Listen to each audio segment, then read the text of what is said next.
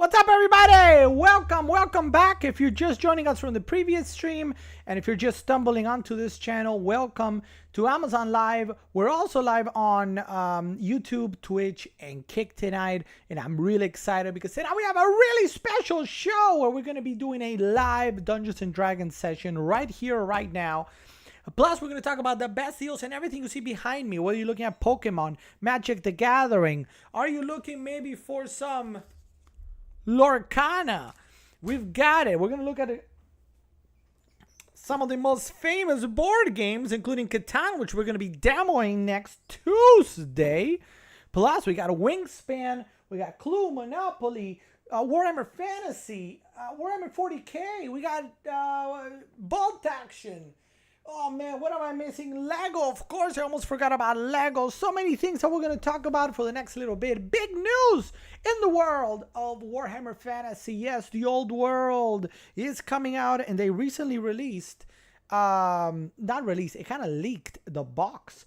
The box set that allegedly is going to be the one for the Tomb Kings. I'm not going to be getting it because I got a lot of Tomb Kings right up there waiting to come out from the sands and play some games. But I'm really excited. I can't wait. In about 2 months, we're going to be playing the brand new Warhammer Fantasy. I did not think I would say this when the old world disappeared, disintegrated in whatever it is that they invented. Awful. But I'm excited to go back and play it. But tonight we're doing Dungeons and Dragons. Are you a role player? Do you like role playing? Do you like being maybe yourself today, but John the Fighter tomorrow? Or maybe the wizard, Gandalf, whatever. You're not a wizard, Harry. I don't know. We're going to be doing a little bit of Dungeons and Dragons. We're in the middle of the Icespire Peak campaign. The Dragon of Icespire Peak, Cryovain. The big white dragon is wreaking havoc in the Sword Coast, in the Forgotten Realms. And somebody's going to have to put a stop to it. Right now, we're in the, what is it called? The Mountain Toe Gold Farm, I believe it is. Gold Mine. Mountain Toe Gold Mine. Where some were-rats have taken control of the mine. We got to do something about it. We're going to do it right now. Let's say hello in the chat again. Let's see if we have anybody in the chat. All right, let's see. We've got Jean-Jo. Welcome to the stream, Jean-Jo. Thanks for being here. You see, one of the things that I hope is every time that we switch from one stream to the other, we normally lose people. I hope we didn't lose a lot of people in the switch. So we'll see. So if you are joining us from the prior stream, please say hi. Hey, looking forward to Catan. Yes. Tuesday. Now the problem with Catan, unlike Wingspan, Catan is. Let me see if it says it so I can show you. If not, I will say it out loud. No.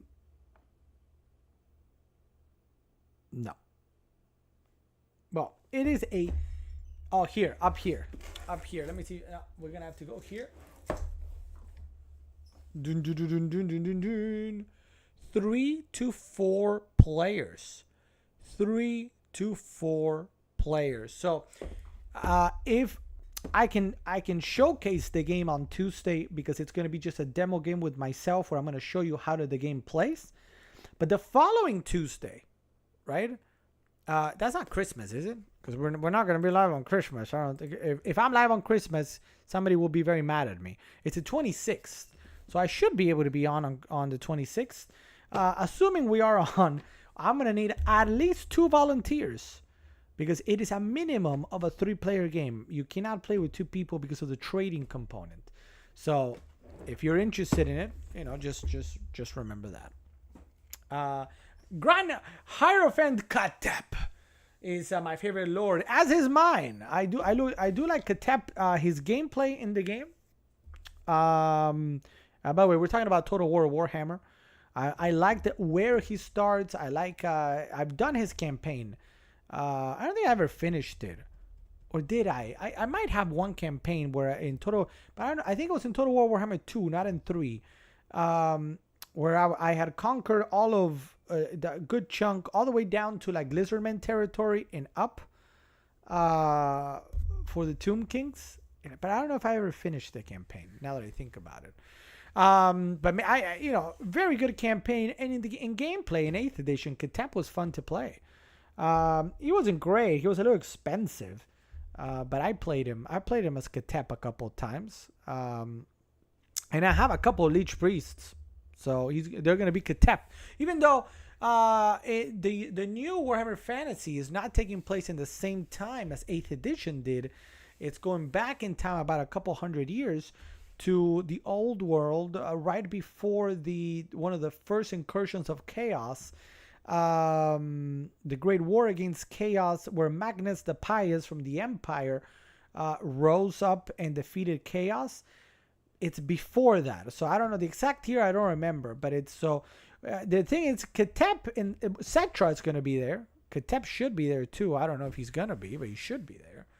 So we'll see. But many like Karl Franz is not going to be there. He's not alive. All right, let's go.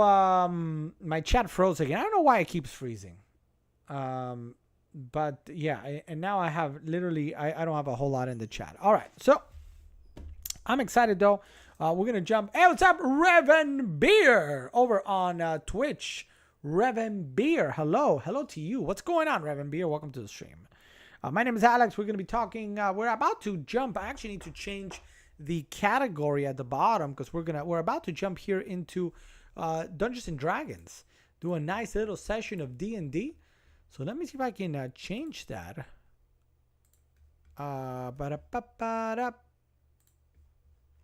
Because we have it now as talk shows. But we're no longer talk shows. We're going to be Dungeons and Dragons. There we go. Done and done. If you're not following us on YouTube or Twitch, please consider hitting that follow button. And if you're watching us on Amazon Live, consider hitting that follow button as well. And, feel free to, if you have Twitch, if you have YouTube, please, consider hitting a follow there as well if you enjoy what we are talking about. Let me go ahead and put in that link tree for anybody that it might be new to the channel. There we go. Hey, what's up, call that a geek with a refollow. Hopefully refollow. I don't know. Raiders 42-0. Oh, that's nice. That's nice. 42-0. It's a close game. It's a close game. You never know how it's gonna go. You never know how it's going to go.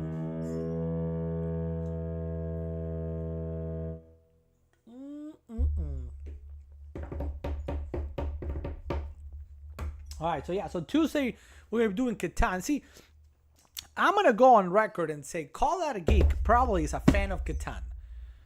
I don't know. I'm just saying. Something tells me Call That a Geek is a fan of Catan. So we're going to be demoing that on Tuesday. Now, we're getting ready here for Dungeons and Dragons. I got Fossi McFosfos and Jean-Jean available. I forgot to do the roll call today on Discord now that I think about it. But I don't see anybody else online that normally plays. So my guess then is it's gonna be just the three of us today. Now remember, if you're watching us right now, I'm looking to see the list. Dana the Cosmic is not on at the moment, but let me put let me just do this roll call real quick. Maybe somebody pops up.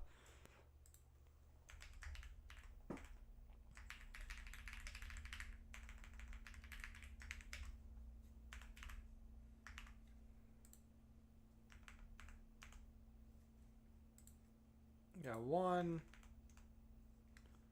2.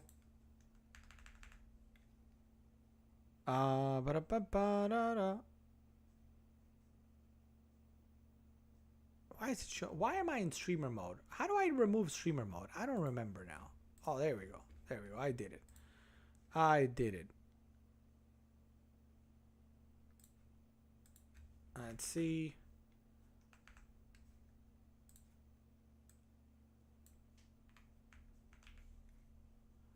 Dana the Cosmic and Pudgy. We know Pudgy is not going to make it, but regardless, I'll just post that.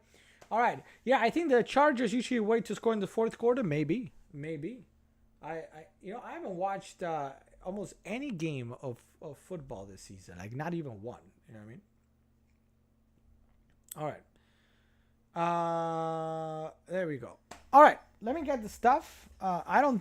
We'll see if anybody else shows up. If you're watching us, if you want to be part of this game, you can join. Everybody can join. It is an open table for Dungeons and Dragons, but we're gonna be doing a little demo here in just a second. Let me go ahead and pull everything up. Pull everything up and up and up and up. Very nice quality. What's the stream about? Rev and Beer. So we normally do a mix of we look at Amazon deals, like what's on deal that maybe you want to jump on when it comes to tech and games. And normally then the second half of the stream, which we are in right now, is all about playing games and showcasing games. So whether that is, Dungeons and Dragons, board games such as Catan, I just showed, Wingspan, Clue, Ticket to Ride, any of those games, Azul. We do Warhammer 40K. We talk about Warhammer Fantasy. We do Blood Bowl. So many Games Workshop properties. We also do card games such as Pokemon TCG, Magic the Gathering, Yu-Gi-Oh, Lorcana. And then we do what else? Legos. So obviously you see a lot of Legos behind me. So that's kind of what we do for the second half of the stream. The first half we talk about the best deals, if that makes sense. That's what we do. So you're just joining us now, where we're going to be talking deals. I mean, not deals. Sorry, D&D. All right, so let me pull it up. We are doing one,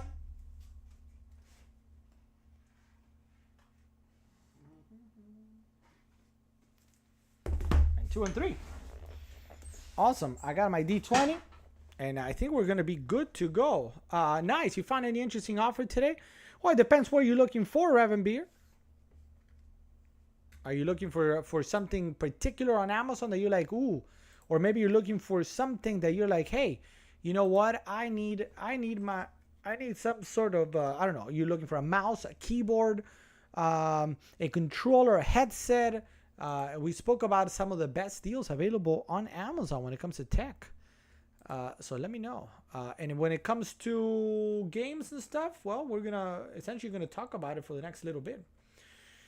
All right. So let's see. Let me pull this up.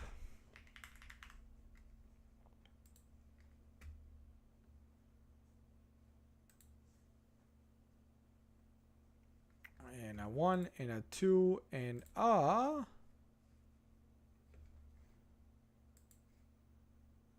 it's coming. It's loading up. It's loading up. It's loading up. It's loading up. It's loading up. There we go. There we go. There we go. Scroll all the way down here so you guys can see. There it is. We did the roll call. I don't think, let me see. And did anybody else pop up? No, I don't see anybody else popping up. So I think it's going to be just the two of you. If you guys are okay with that. And of course, I'm available to play as an NPC.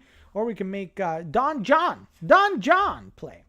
So as we get ready with Fossi McFosfos and our friend Jean-Jo, let's talk a little bit about it. Let me situate everybody on where we are in our campaign. We're doing the Dragon of Icespire Peak campaign. This is how it becomes available right there in the Essentials Kit today, 36% off at $15.99 on Amazon. So if you're looking to get started with D&D, this is an excellent way to do it. And it's really, really inexpensive. $15 essentially gets you this and everything you need to know to start your adventure in D&D. All right. Another thing that you might want to get is the Player's Handbook. This, I mean, you should start. If you're brand new, you start with this. Once you kind of try this, then your next stop is going to be this, the Player's Handbook, available also on Amazon today at a fantastic price. We're talking 48% off at $26.10. This is the full rule book, everything you need to know on how to create your character, how your character evolves throughout your game, and what am I missing? And all the rules for Magic and everything you need to know is available here. Now, of note, they're releasing a brand new player's handbook in 2024, but it's going to be towards the end of summer. So if you want to get into D&D right now, this is still a great buy because the rules the upcoming rules. What everybody's saying is that it's an evolution. It's not a brand new rule set. It's just changes to improve the gameplay. So even if you start with this and then in August, say of 2024, when they release the new one, you're still going to be able to get to pick it up really easily.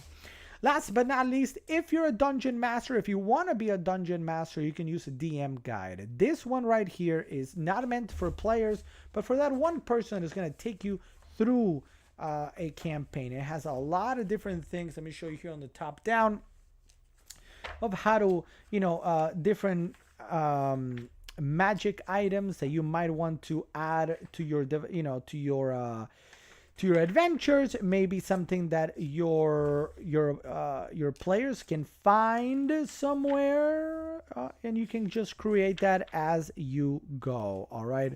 So this is really nice. Again, I do recommend DMs get it.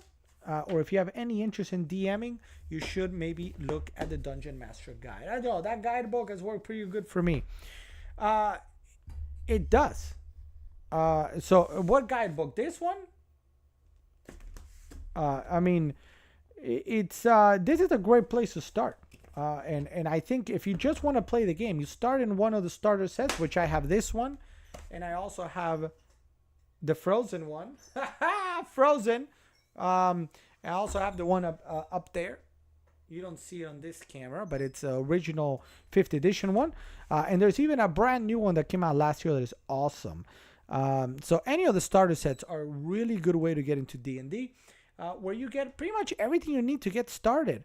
This is more geared towards if you want to take that next step of really learning and honing your craft. And in particular, again, it comes, let me show you here. No, the DM guidebook. The guidebook is great if you want to be a DM. So here is just to give you guys an idea. For example, let's say you wanted to be a barbarian. So here you have everything you need to know about a barbarian, how to create a barbarian, what your hit points are, how your barbarian levels up to level 20, and what you get. You get all your different abilities and more. And then you go into your bard. And what does a bard do? Well, it does this, it does that, all these things. So the idea is that this is kind of like what you can get started with the intro set, and then eventually you want to migrate to this one to have all the information. Now, in our adventure, we are doing the Dragon of Icespire Peak, and I will show you the world, shining, shimmering, splendid. But what I actually want to show you, if you give me a moment, is the full map. So we are in the Sword Coast. We are in the Sword Coast. This is the area where the dragon has landed. And if you see, actually, Icespire Peak is right where you see my mouse. I don't know if you guys can read it. This is Icespire Peak. That's where the dragon has landed. We have arrived at the town of Phandalin. The town of Phandalin is right now is in crisis. They were kind of doing okay. But obviously a brand new dragon has just landed in the mountains, and the mountaintops up top. Oh, snap. Oswayam Swaffos says Matt Damon, a whole new world, a new fantastic point of view. No one to tell us no or where to go. Anyway, so Aladdin, maybe we should create a character that's kind of called Aladdin. Anyway, so as we're showing, you got Phandalin, and in Phandalin, the town master said, I need volunteers to help me out. We got to tell everybody around us. We got to get this ready to take on the big white dragon that just landed. It's a mess. I need help. And our volunteer adventurer said, we can help you. Yes, present. And that's what we've been doing. The town master has assigned us different quests. And the current quest says that the Mountain Toe Gold Mine, which, let me zoom in a little bit so you guys can see it. It's literally right there in the middle of your screen. has a brand new prospect or a brand new owner and boss that needs to get the mine in order because something has happened that the miners have stopped working. We're not getting anything. We don't know why. So our adventurers went and realized that a clan of were-rats, yeah, were-rats, not werewolves, were-rats. So you turn into rats. Were-rats have taken over Mountain Toe Gold Mine, and they blamed some orcs or whatnot. But then our adventurers went, they spoke to the orcs, and the orcs said, that the were-rats were lying, which we assumed or we thought about it that could be the case. So the were-rats are up to no good. And in our last session, our adventurers came back to the mine and took out 2 were-rats right at the entrance. So it's about to get real spicy in there. Can we find anything that's going to help us out? We'll see. We shall see. So, with that all said, let me know if anybody has any questions about the adventure itself. We can then have people... We can then we're going to start showing how the game plays, but if there are any questions, I'll take them just to help out, and if not, we'll get started. No question. Jean-Jean is back. Fossey McFosfos, are you back? Are you available, Fossey the McFosfos?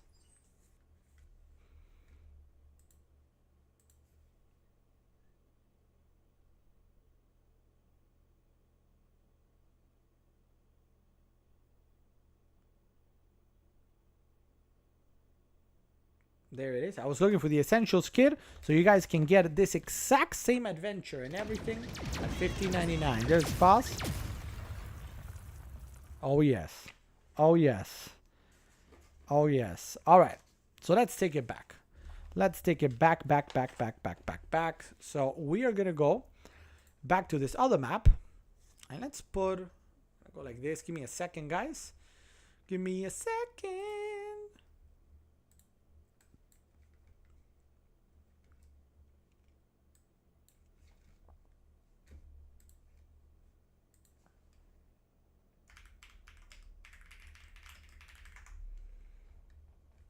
Okay.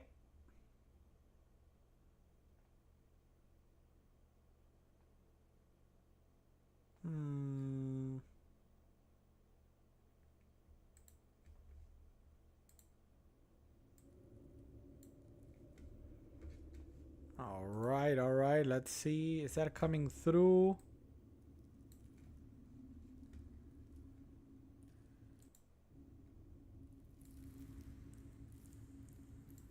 All right.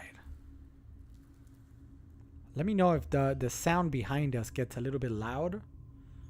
The idea is just to give a little bit of background there. You're going to start hearing here soon. A bit of fire burning. All right.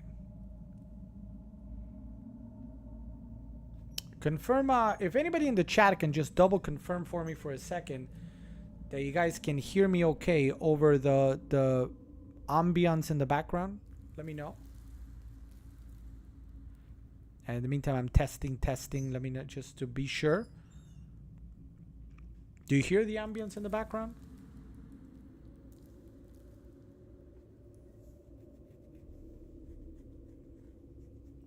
Don't hear anything else. Okay, let's see.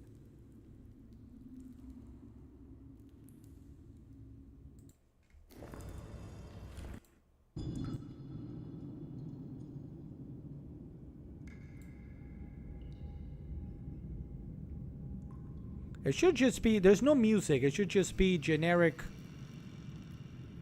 We're in a dungeon. Let me know if you can hear that.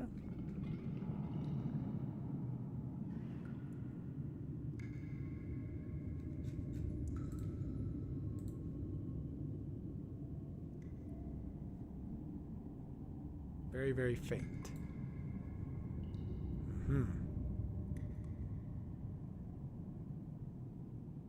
All right, we'll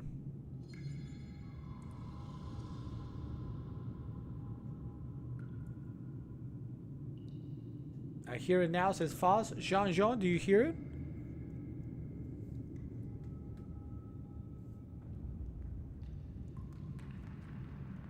And does everybody else hear it in the chat? I see you guys watching.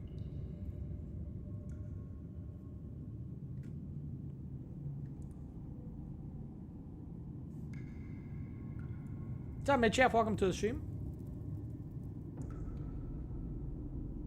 If not, let me try something else if it's not.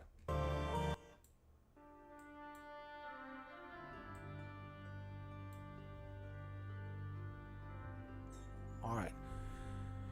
So, as we descend on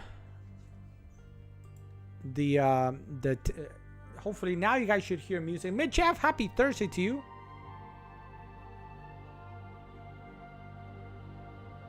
Is that better? Do you guys hear something there now?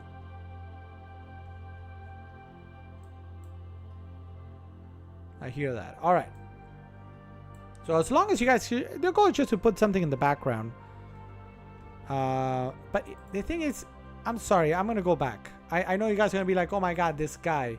But we are in a dungeon. We are in a cave. And I want you guys to hear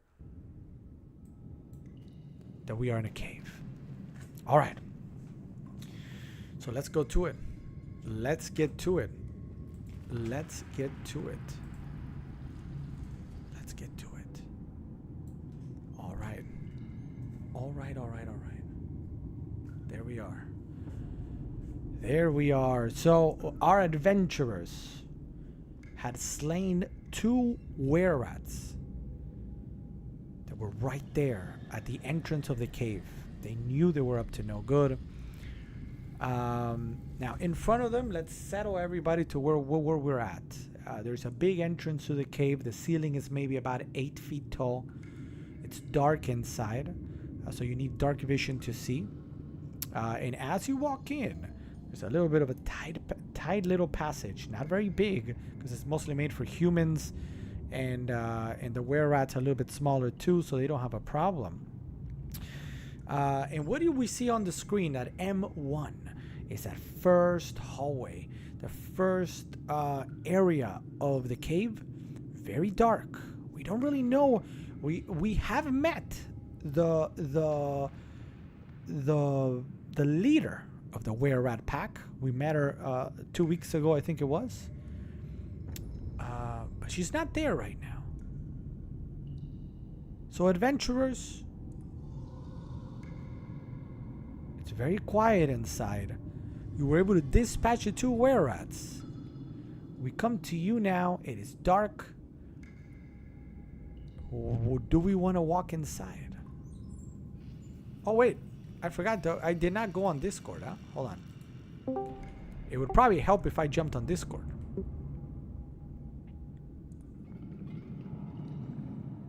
Yeah, it would help a little bit, but I heard you.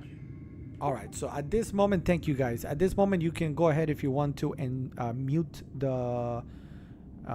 this is for our adventurers. You can mute the stream. I'm going to be here on Discord. So here we are on Discord, adventurers. Shh. You hear the dripping. Generally do mute you. You could mute me, even if I'm not here, just so you don't have to listen to me. But then, why watch? Probably my good looks. I agree to that. All right. Adventurers, you hear that drip? It's silent. It's silent inside of the cave. You hear water dripping from different places. It's, as you walk in, there's a little bit of mist. It's a little misty inside. You feel that humidity. As you walk inside, you all of a sudden you see a little bit of light, and as you walk in, darkness. Adventurers, what do we do? Well, I guess me and Felix Underhill Bass go to Arkin Ruin. We'll slowly make our way into the cave and possibly go through M2.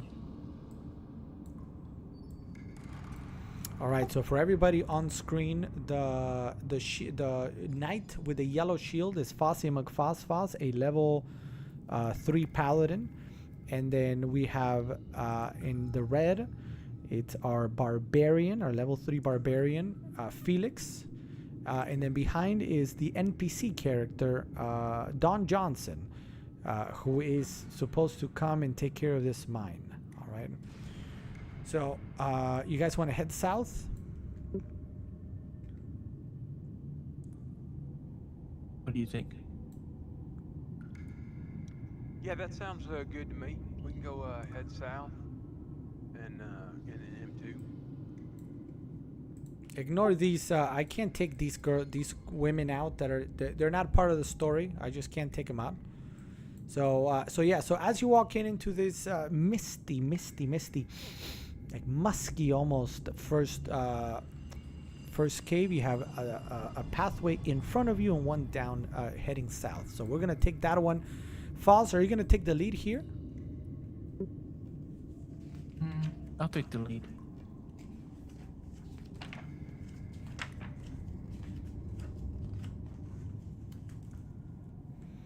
All right, as we take Foz takes the lead, we head down south into M2, the second room down here.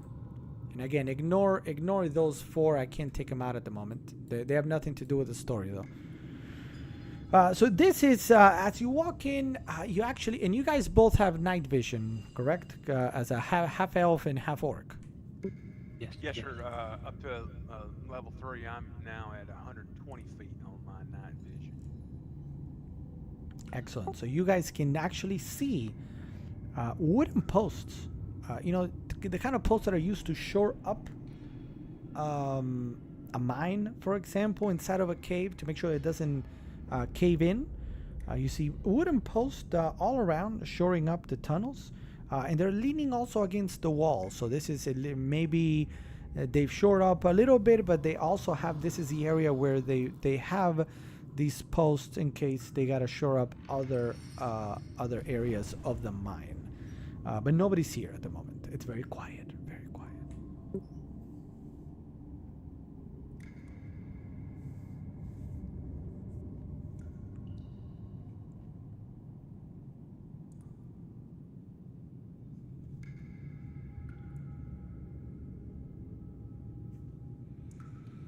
Do we want to keep moving further south? Yes.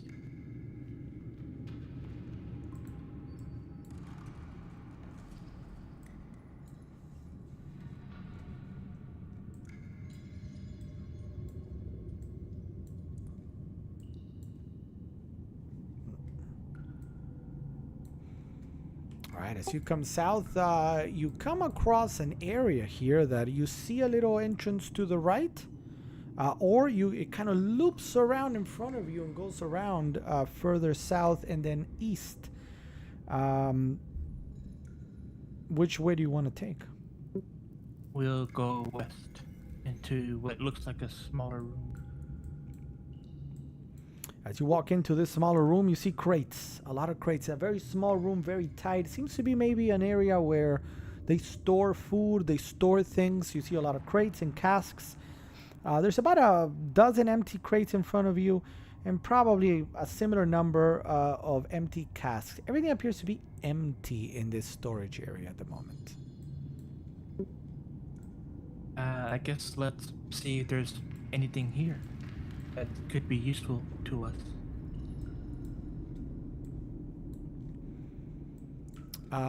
Do you guys want to try a little investigation, maybe? A little, see what you, or a perception, see what, maybe you can find something. I don't know. Do you want to try it? Yep.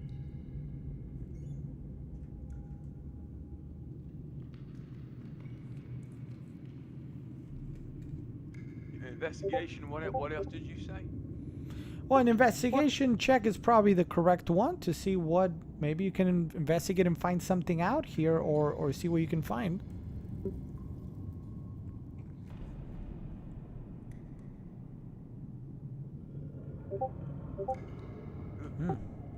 I have a +4, so it still brings me to a 10, but yeah, that's what I got. That looks like Well, I'm going with investigation.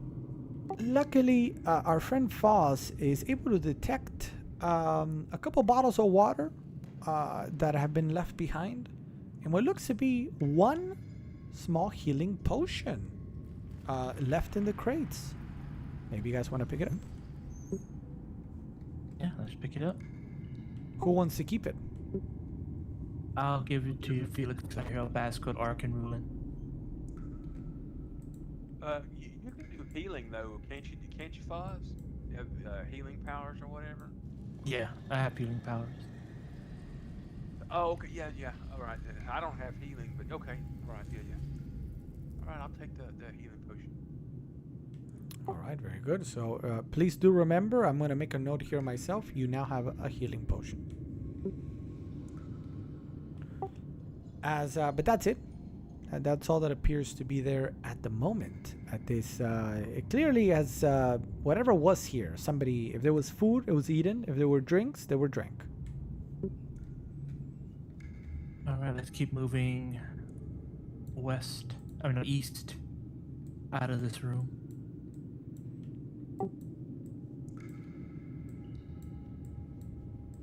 Is that correct? That way? Yes.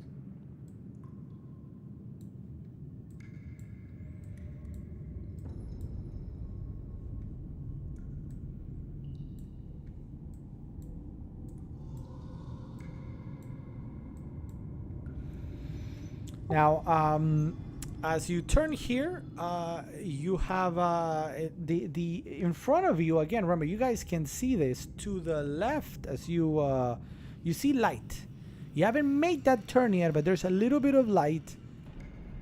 Appear to be maybe some candles. Maybe there's some of those oil burning whatever. What do they call it? Kind of lanterns. There's Hurricane lamps. that. So there's something. Do you want to just walk in? Do you want to maybe... what do you want to do?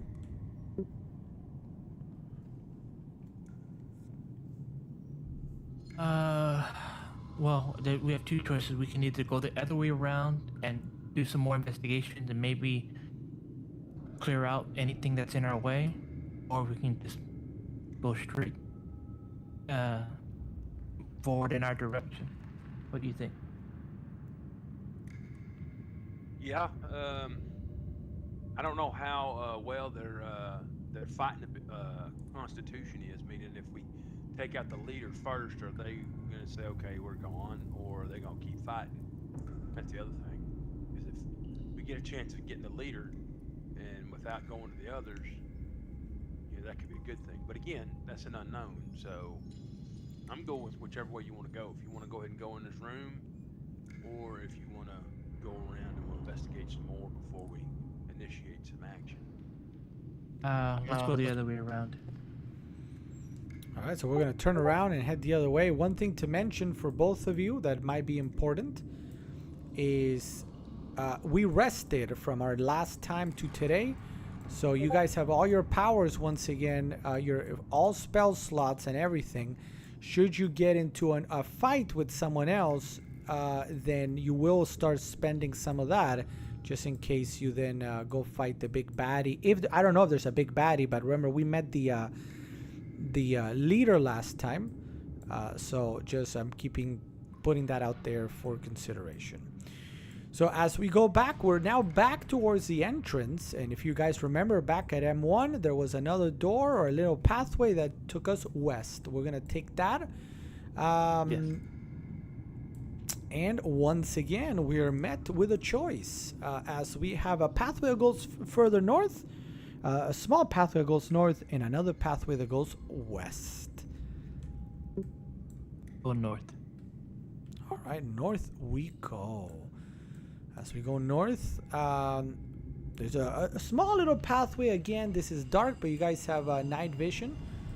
But it is dark. There's not a lot of illumination on this particular path. And once again, sorry to be a broken record, but we come up to yet another decision. You have a little pathway to your left and to your right. It splits both ways. I'll take a left. All right, let's go ahead and take a left.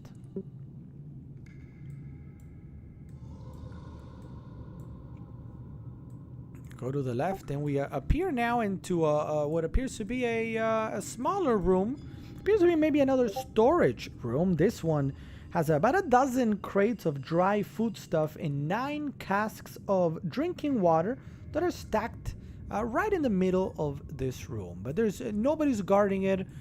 This appears to be an old storage area as well. Let's do some investigation. Well, 1 second.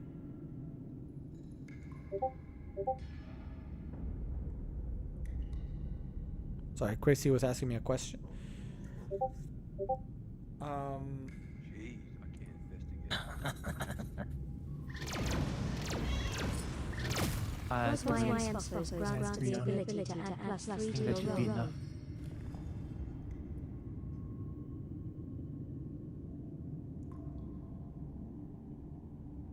I'll add that 3 on mine plus my normal 4, so that's a 7 plus a 3 is a 10. So I got a 10. All right, this one wasn't really. There's not a lot to be found. It is what you guys see is what's there. We have some food, like dry food stuff, and some casks of drinking water. Nothing else here. All right, and let's move west again.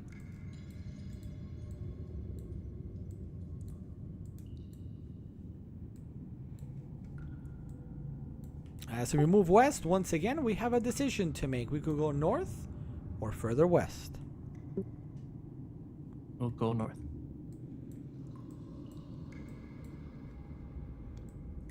All right, as we're heading north, we actually come up to a little entrance to an area.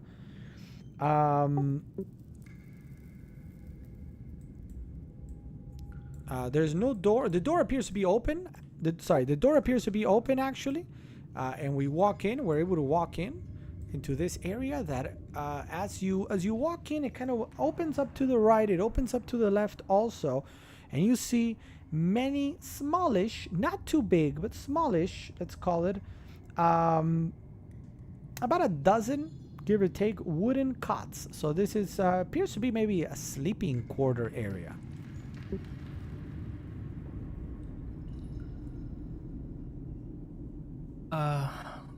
Let's Does it go in carefully. Does it look like it's worth investigating in there? Or is it worth our time and effort? Go ahead and roll an investigation. You can go ahead and see what you guys can find. There's nobody here at the moment. It's empty.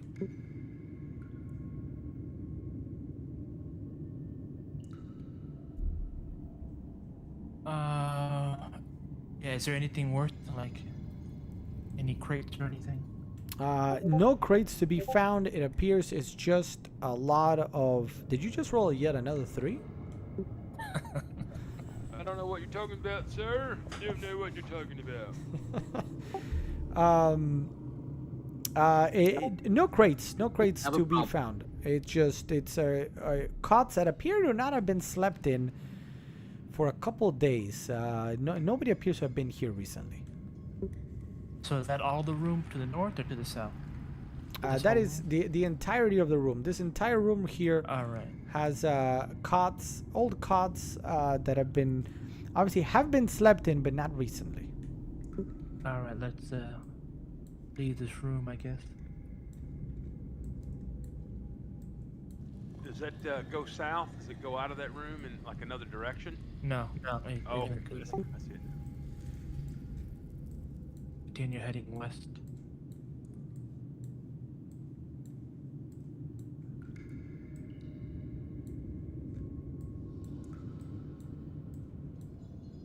All right, what's up, Thora Eurodor? Welcome to the stream. Thank you so much for joining today. All right, we are coming up here into what appears to be yet another decision. There appears to be a little pathway north and then another pathway south. Let's go north.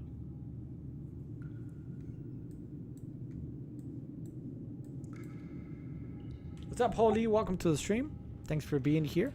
As we enter this one, it kind of opens up a little bit north and then a little bit to the right. It's a smallish room. This appears to contain 2 wheelbarrows and an empty bin. There's not a whole lot in here.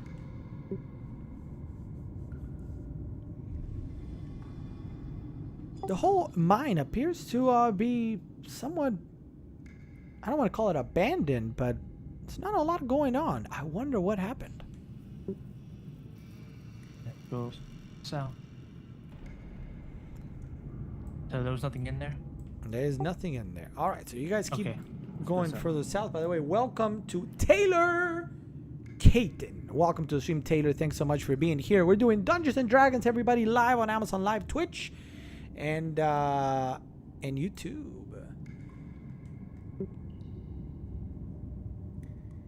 What's up, Sharon Duncan? Hey, wait a minute. Sharon Duncan, welcome to the stream. Thanks so much for being here, Sharon. Is this your first time with us? Let us know. Oh, let us know. Welcome to the stream, Sharon. So now we're coming back down south, and what we see is two pathways again. We've got one to your right, one to your left. The one to the right, you again see a little bit of illumination. So it's candles or some oil burning lantern, something. It's a little bit of light go coming from the southwest. right. And then from the left, darkness. So which way? To the light or to the dark? To the dark. dark. Where To the dark. rats are at. Where rats are at.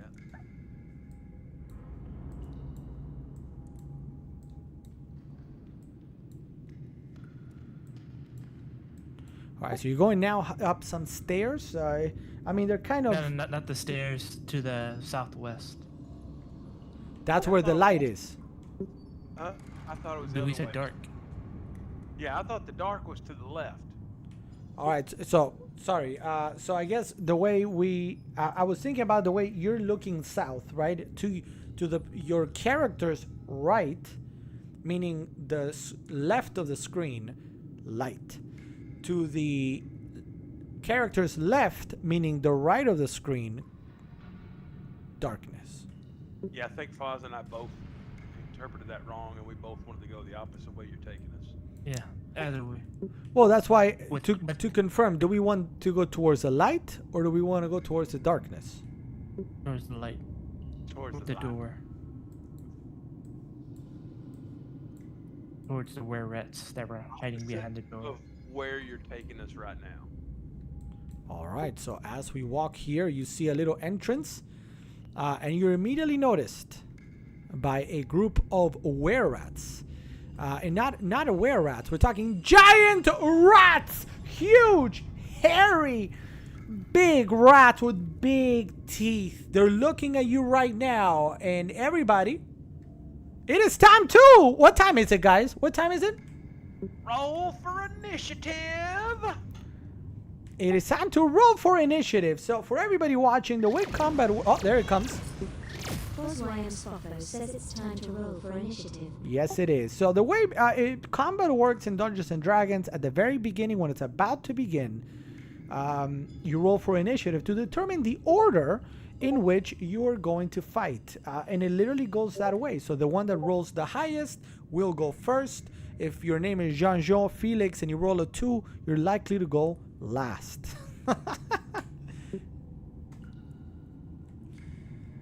So welcome, Sharon. Sharon, let me know what brings you in, Sharon. Let me take a quick second. Sharon, let me know what brings you in. If you got any questions, how I can help you. My name is Alex. We're doing a little demo of Dungeons and Dragons, a very well-known RPG game for which you can get a lot of stuff here on Amazon, and we're doing a little demo session of a starter pack. If you have any questions, please let me know. Sharon, welcome to the stream. We have Taylor saying, "Oh gosh, giant rats! 4 giant rats are coming at them in a hurry." Seabass, welcome to the stream, Seabass. Thanks for being there. How you doing? Give me your best joke of the day, please. I'm ready for it. Now, I, as a DM, the one that tells the story, the dungeon master, I'm gonna roll for the all rats together, and whatever the number comes out, that's how they're going to roll. Let me get a die, a real die.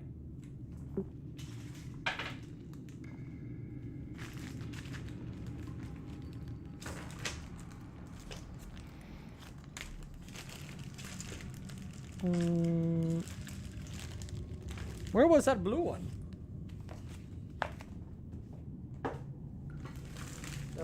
blue one was easy to see, no? Oh, here it These is. are just giant rats. There's nothing special about them or anything like that. Just giant rats, correct? And there's 4 of them. Repeat the question. Are there rare rats or are just regular rats that happen to be big? Giant rats. They're just regular giant rats, and there's 4 of them.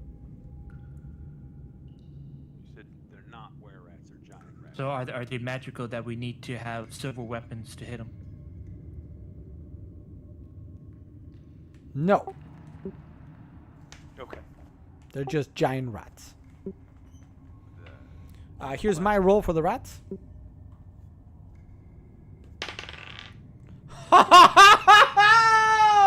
What? You do see it, right? I don't see anything. That's off the screen. It don't count. Oh no, I see it. I see it. Natural 20. So the rats are gonna attack first. So the rats are gonna come at you first, guys. Here we go.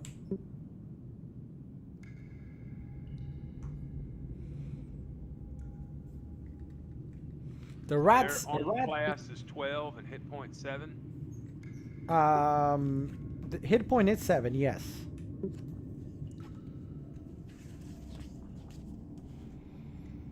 Armor class 12, 7 hit points, and they're gonna come at you with a bite. Nom nom nom nom nom. All right, so here comes now. Do you guys want to? Technically, I'm gonna give you an option. Do you want to actually try to push your way into this chamber, or do you want to fight in this little corridor? Fight in the lower corridor. And then make our way in if we can.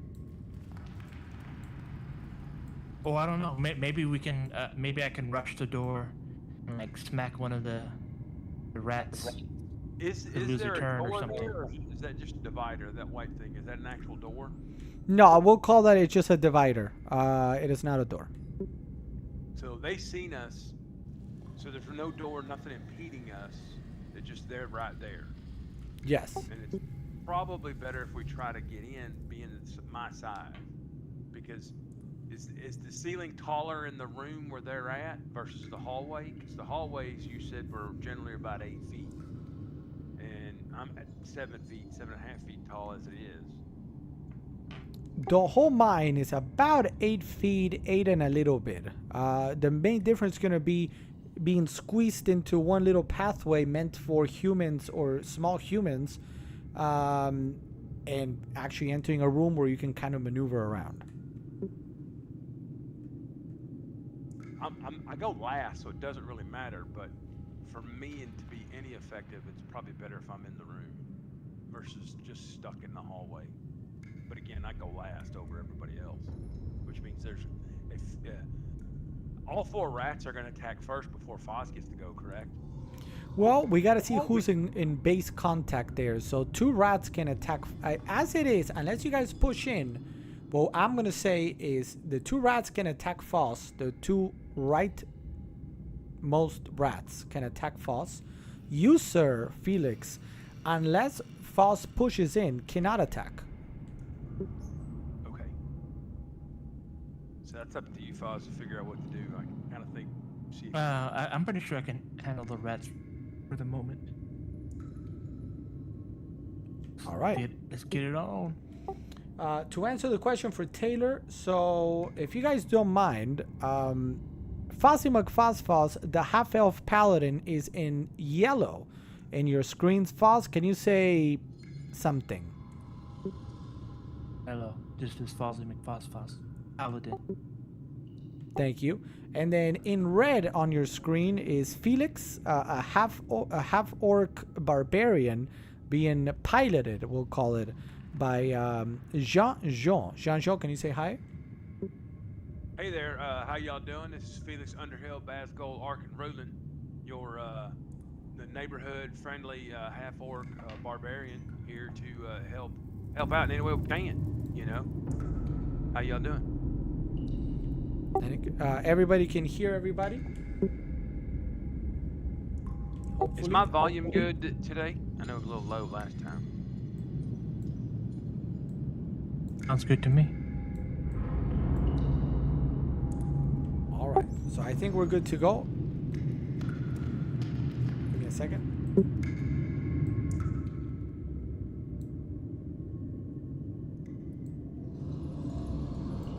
Just want to make sure you guys can get a little bit of the sound. There we go. We're back there. Okay. So here we go. I'm gonna go ahead and roll. For the rats, the top rat is gonna roll at. It's gonna throw a bite at Fossy McFoss. Foss the paladin. That's gonna come in with a +4 to hit. Foss has a 18 or 19. 19. 19. So I'm looking here for at least a 15. A 15. Let's see if we can get it.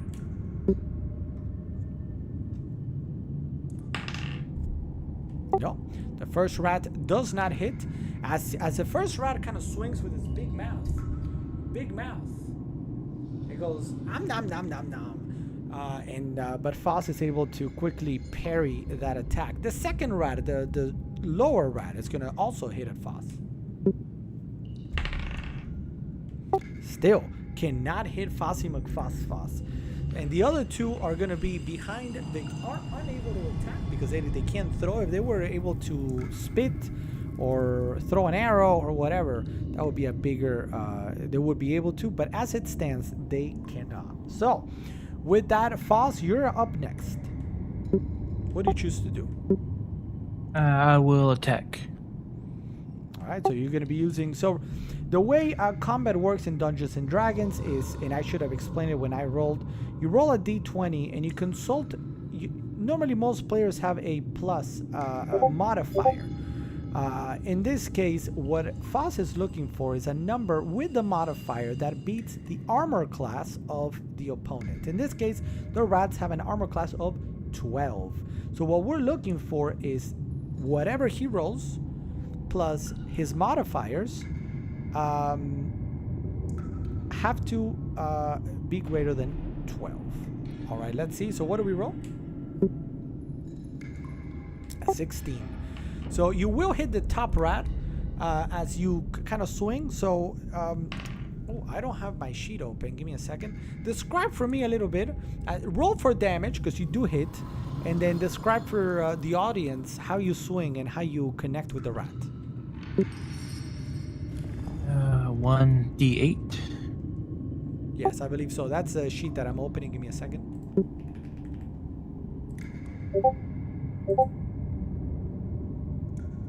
I will do a slash across the rat's face to give him a nice little smile when he gets to heaven. Maybe. Yeah, so what I have actually is 1d8 plus 4.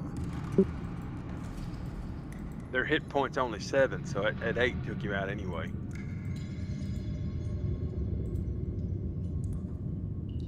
Oh, I didn't see the 8. Yes, so with a mega swing, that first rat goes bye-bye.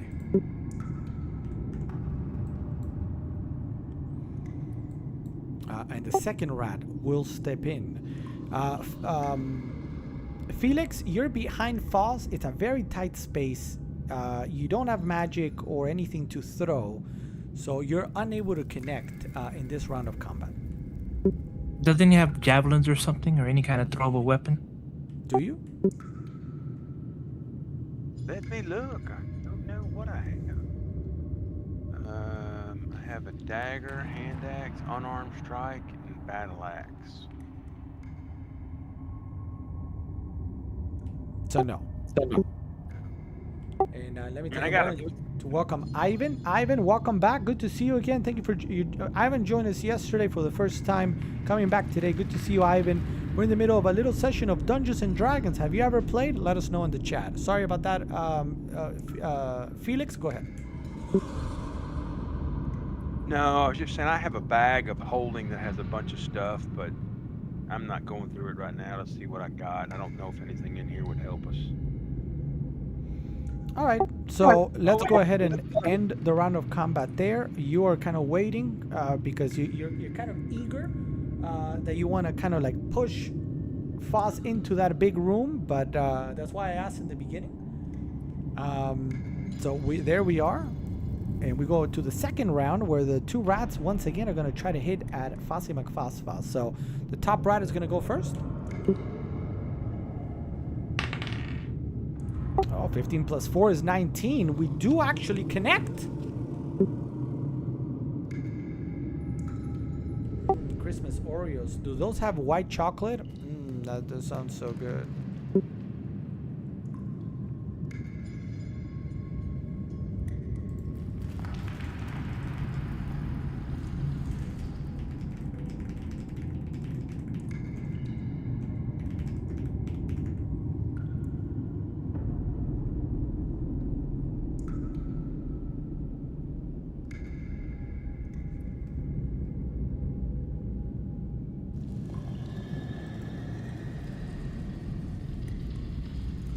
Sorry about that. I was trying to see real quick something. So we did, the top rat does hit Foss.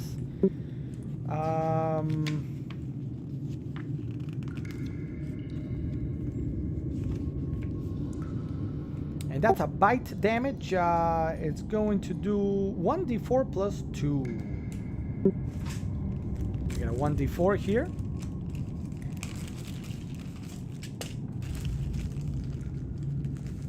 Here it comes. 1d4. Oh, it's a full 4.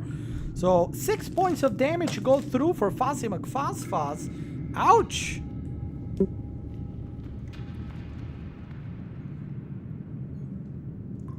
Let me update that. So Foss, from 30, we're now going to go to 24.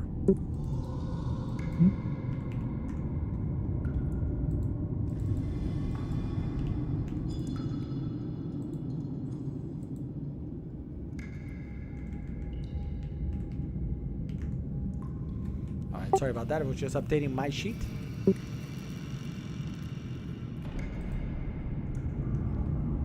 And here we go. The second rat, the bottom rat, is going to now try to hit at Foss. Again, we're looking for at least a 15. An 8. Almost a 16, but no, it's an 8. So it does not hit in this case. We go back to you, Foss, with your swing.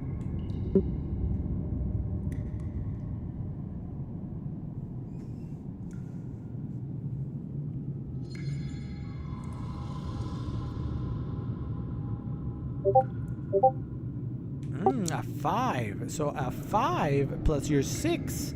Because what I have here is you have a modifier, total modifier of 6 brings you up to 11. That is not going to be enough. Do we want to do a reroll? Hold on. No, yeah, don't do a reroll. Here we go. I got you. Or maybe No, I'm playing the card already. FOSYM Sophos grants to the ability to add +3 to your roll. Alright, so that will be enough. And by the way, you can help. Oh, there you go. Look at that. Sean66 grants a +1 to your roll. I'll tell you what. Not much, but it helps. It does help. We're going to add the +1 to an upcoming roll. You guys will get to decide so that, since you guys played it at the same time, you will get to decide when you want to add a +1. All right. But we'll add the +3 right now. That is going to be enough to hit. And remember, guys, everybody watching, you can help or make it more difficult. You can choose which one you want to do. You can do either or to our friends and our adventurers using Streamloot's cards. Those are available for you to make a combat harder or easier. So in this case, you will hit Foss. You're going to do 1d8 plus 4 damage. Go ahead and roll that damage.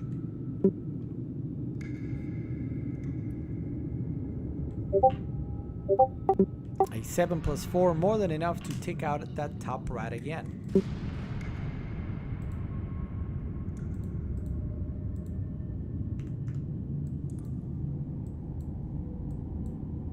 All right. Still, we are in that little tight pathway, so not much can be done. So that combat will end because Felix cannot really do a whole lot for one more turn. One thing that we could do potentially in the next turn, if Foss, if you want to push in, you can do so if you choose to, or you can stay. So far, it's being successful what you're doing.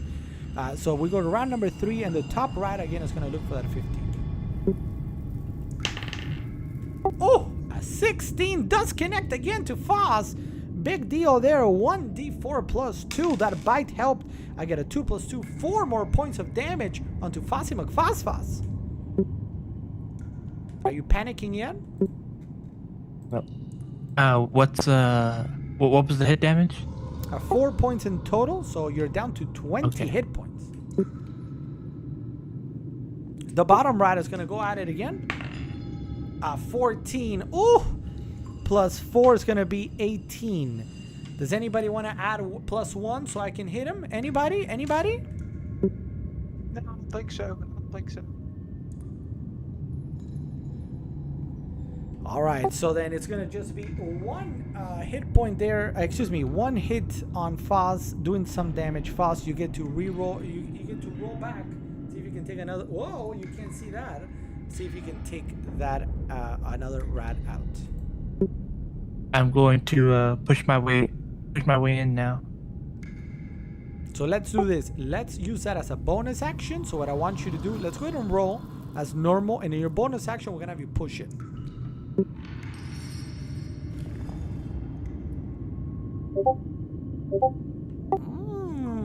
Not bad. So you do strike. Let's go ahead and do that 1d8 plus 4. See if you take out another rat.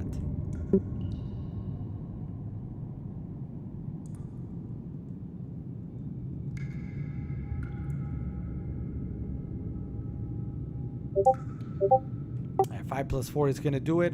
That rat is a goner. Now, do you want to go ahead and push in? Yep. Now, as you do so, let's put some, give me a second.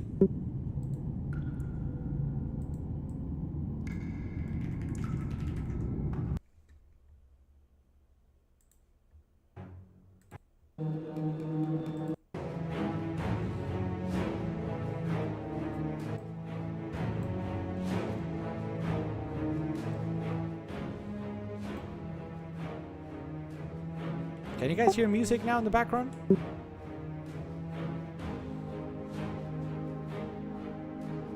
I do.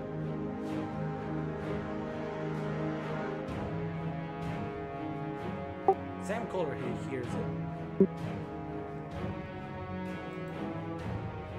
People watching, can you guys? Hey, what's up, Woodsy? Welcome to the stream. Thanks for the comment there on Twitch. What's going on? Welcome.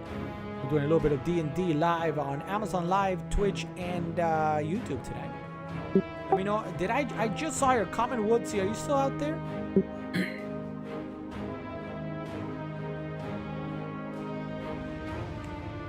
People watching, like Sam Kohler and everybody else, you guys can't hear the music, right?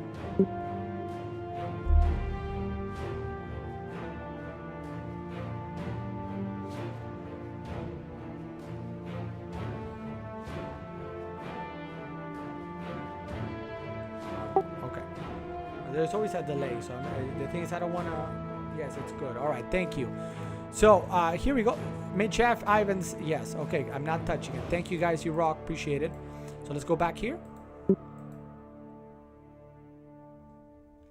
So as you guys push into this area, you catch the attention at the bottom, right here, of the one, the only Celine Varnaster, the leader of the pack. Has heard the crying of her little giant rats and said, "What's going on here? It's you again! I will end you!" Like that. And all of a sudden goes, I can't really whistle, but kind of like, and all of a sudden, 2 bodyguards come up next to her.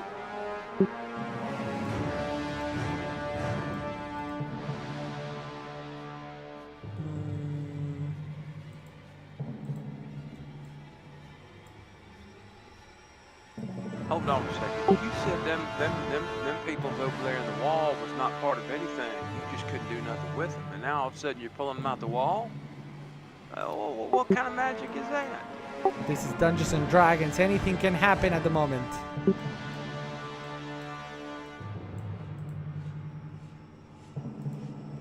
So So as you push in, they're coming at you. They're not going to essentially, this is going to be 2 were-rats and the big bad were-rat. They're coming at you fast, but we're still in the middle of combat. But you see him coming from, as soon as you push in, you're like, oh snap. So they're coming at you. But we're going to go ahead. Felix, you can actually swing this time around. Would you like to do so? Yes, sir. Now, Zelene is also a were-rat. Yes, these are all essentially 3 were-rats are coming at you. There, one is just named as the leader, but there are 3. Okay. They're all the same. I'm gonna go past that one and go towards Zelene and attack Zelene. Oh, look at that! You think you can take them all? Well, I'm the only one that has a magical weapon, so my weapon's the only weapon that can actually do anything to them. Whereas Foz can kill that other one, the giant rat. All right. Now what we're gonna do? Let me see. Let's do this. This is still combat number 3. I'm gonna allow you to swing at them, and then I'm gonna roll for their initiative to see if where they swing, because they didn't roll with the rats. So I'll have them swing a little bit different. So go ahead now and go pew pew. A 9. Hold on a second. Are they all? Hold on.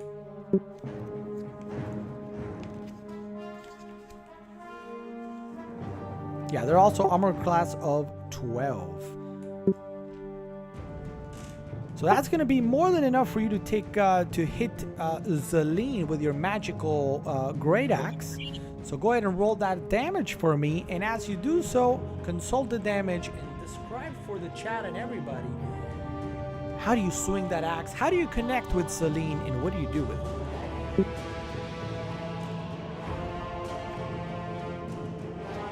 Yes, sir. I'm.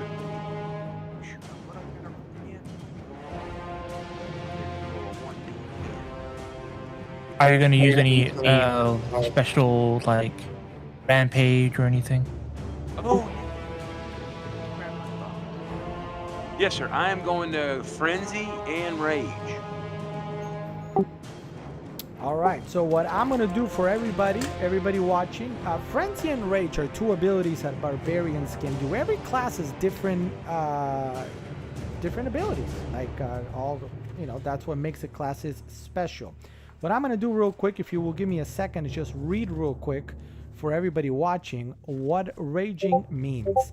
And as we remember, raging is not going to really impact this particular combat. It's going to impact the next one. Of course, I can't find it now. Quickly, hold on.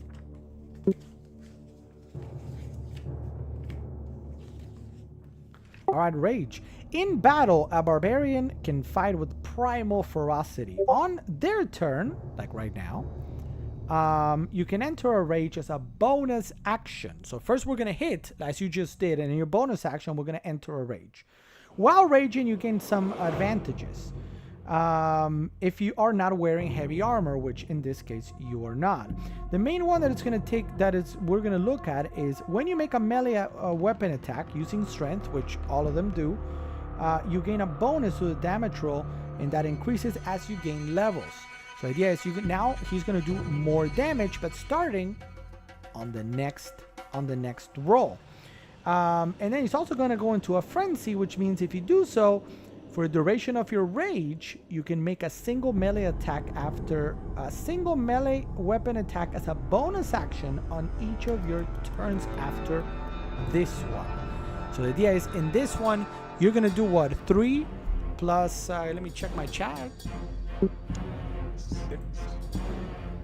I have you 1d4 plus, 1d10 plus 4. I have it plus 6. And it should be also on my updated one that I posted before we started. All right, so 1d10 plus 6. So you Yes. rolled here a 3. So it's 3 9 plus 6 points. is 9 points of damage that you're gonna hit. So describe. Whoa, nobody can see that. I saw it. I saw it. I saw it. We Describe- also had the +1. Can it be used for attacking, or it's only for like moves or something? I'll let you guys decide. Just go ahead and add it to here on her. All right. So you're gonna do. Hold on, Foz. You want to go ahead and What? do that next? And we had the extra one, that what +1 that we didn't use yet. On give her points of damage. Can we add it to the 1 point damage you're already doing already? Doing 9 points of damage. We can add that and give her 10 points of damage. Yes. So I added that now. So now she's down to 23. Do you want to? Did you describe? Sorry, I was reading something. Did you describe how you did the swing? No, sir. We were discussing on whether or not to add the 1 point at this particular time. So, I have, because the room and the height is not that much in there, I kind of swing sideways, more like a baseball swing that I come at her, and I'm like going for her. I'm trying to go for the neck, but I was a little bit low on my shot, and I got more towards the gut and slashed up on that thing of Celine and took a slash.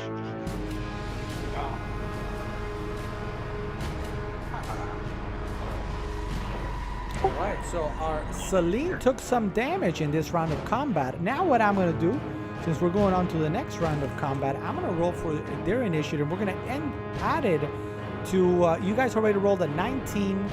And was it a 2 or a 3? I was a 2.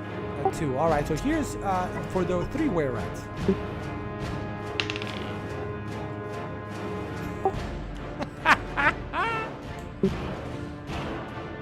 So that's a 1, the absolute worst you can possibly do. So they're gonna swing last. We go now to the new round of combat here, and our friend. That means the rat is gonna go first. Then it's gonna be Pudgy. Then it's gonna be Foz. Then it's gonna be Felix, and then it's gonna be the were-rats. So the rat is gonna strike at the one rat that is still alive is gonna strike at Foz one more time. What round are we in? We're entering round number 4.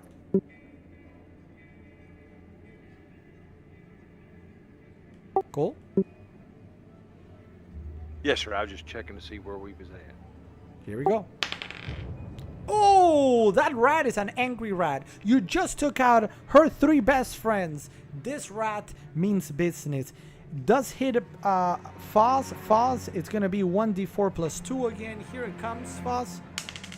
And it's a 3. It's a 3 plus 2. 5 more points of damage. Uh-oh. Foz is... I don't want to panic anybody, guys, but Foz is down to 15 hit points. As for says you've angered the dragon. the heal cards, a flash heal or a heal, how do those work? I created those cards a long time ago. Just played a Streamloops that didn't play. So I just saw. No, I saw it. So you want me to re-roll the 18? Yeah, I wanted you to re-roll your hit All right. We'll play it. Here or your comes. damage. It really doesn't matter because I'm a master of rolling high. So here goes.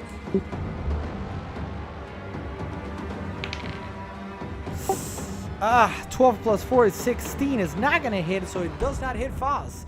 So we went back in time like this. Save your heal for right now, Foz. And it But did. how much do they? What are the difference? And like, how do they work? Let me see. Give me a second. It's a flash heal and you are healed. Your healed is 100%. You're healed to 100. What I'm trying to remember is how much and the flash. how much is heal the flash? Give me 1 second. Yeah, I got a flash heal. I got a couple flash heals. I also got a party heal plus 15. So the party heals plus 15, but I'm trying to see the other one. Hold on.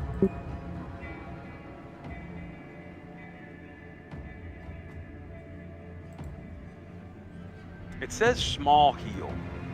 Flash heal, small heal. On the card.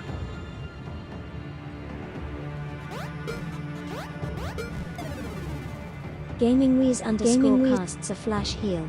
Target player is healed 5 hit points. 5 hit points.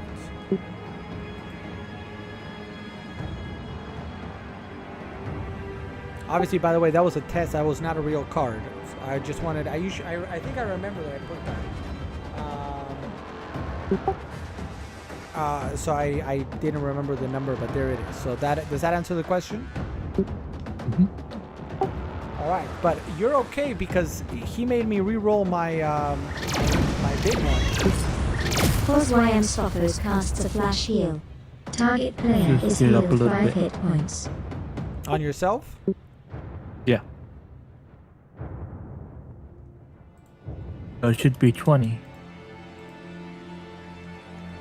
No, you're actually going up to 25 because he made me re-roll that 18, and then on the second one I didn't hit. So you're up to 25 here. All right, we go back to combat. Foss, it's up to you now. Are you gonna take on the rat, or are you gonna go take try to do your smite and stuff on the werewolf? Yeah. I'm gonna go after Azaleen. Okay, so you're going after Celine. I'm gonna move you in. Now remember, Celine is a were-rat. She will not take your pew pew damage except for that smite. So let me. Is that what you're choosing? I guess first I guess we'll use the lightning smite. All right, let me read that for everybody. Hold on.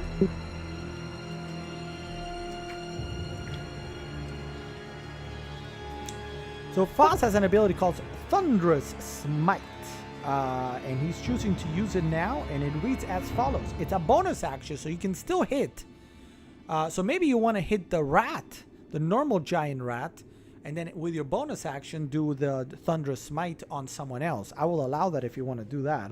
And it says, the first time you hit with a melee weapon attack during this spell's duration, your weapon rings with a thunder that is audible for 300 feet. It's like, pa-pa! And the attack deals an extra 2d6 thunder damage to the target. It's actually not going to do anything this round, but then if you hit Celine or whoever you hit on the next round, that's when it's going to trigger. So knowing that, again, what do you want to do for your main action, and then what do you want to do for your bonus action?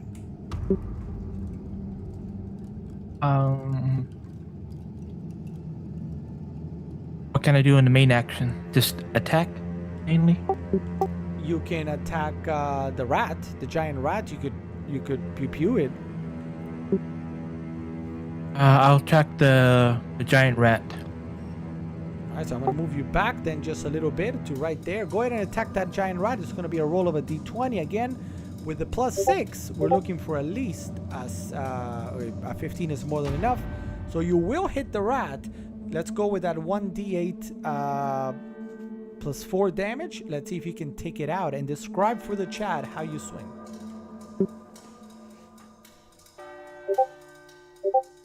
The 3 plus 4 is going to be 7. Exactly what you needed. Describe while I get something to drink real quick.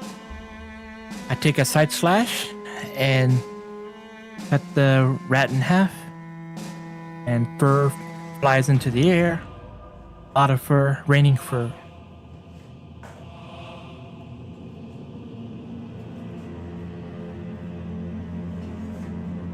All right, so you slice the rat in half, and that giant rat is a goner. And now you got your bonus action. It says where you want to cast your Thunderous Smite. This does, yeah, it's a first level spell, first level evocation, so you will be using one of your spell slots.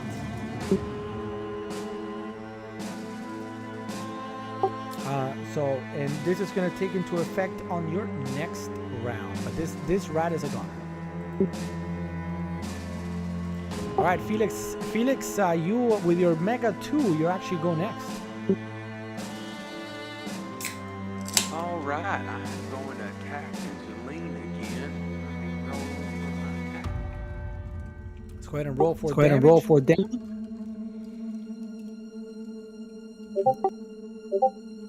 Oh, so you do hit Celine again, and it's going to be 1d10 plus 6, we said.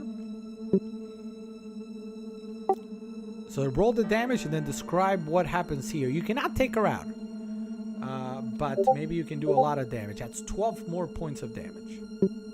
Yeah, again, I'm swinging sideways on that, and I was trying to go for her head again. I went a little low, and I just cut deeper in that gut on there. Just trying to maybe open up some stuff in that, and see what we got might spill out on this floor in here.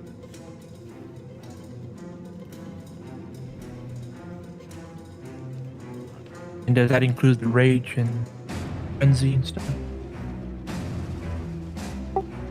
I get to go again. You do get to You go do again. get to go again. Oh, wait a minute. You are adding... Is it +2? I believe it's +2 to that prior damage. Where is it? Rage damage +2, yes. So actually from 11, she goes down to 9. It's 12. 6 plus 6 is 12. Plus 2, so it's 14. I rolled a 6, and then I have a +6 on my damage. She was a 23. 23 minus 12. Nope, What? it's 23 minus 14. Oh, yeah, okay.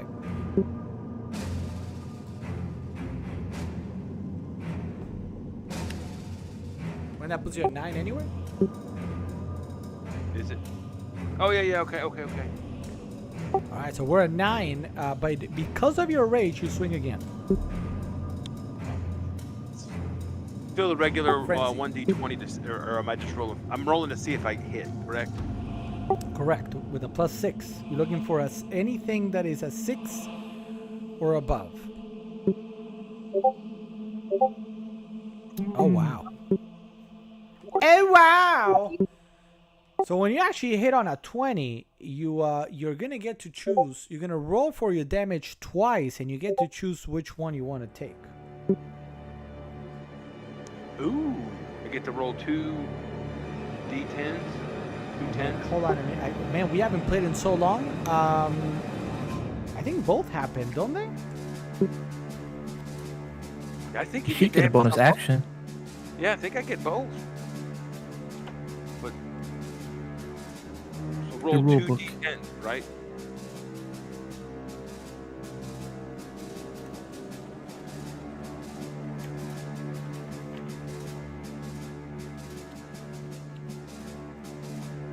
You get to roll an extra dice for the attack's damage against a target. Roll all of the attack's damage twice and add them together, then add any modifiers as normal. So for example, if you score a critical hit with a dagger, so you roll twice actually for the damage. So now you're gonna roll 2d10 plus the modifiers. So in this case, 2d10 plus 6. I mean, I think you're gonna take her out.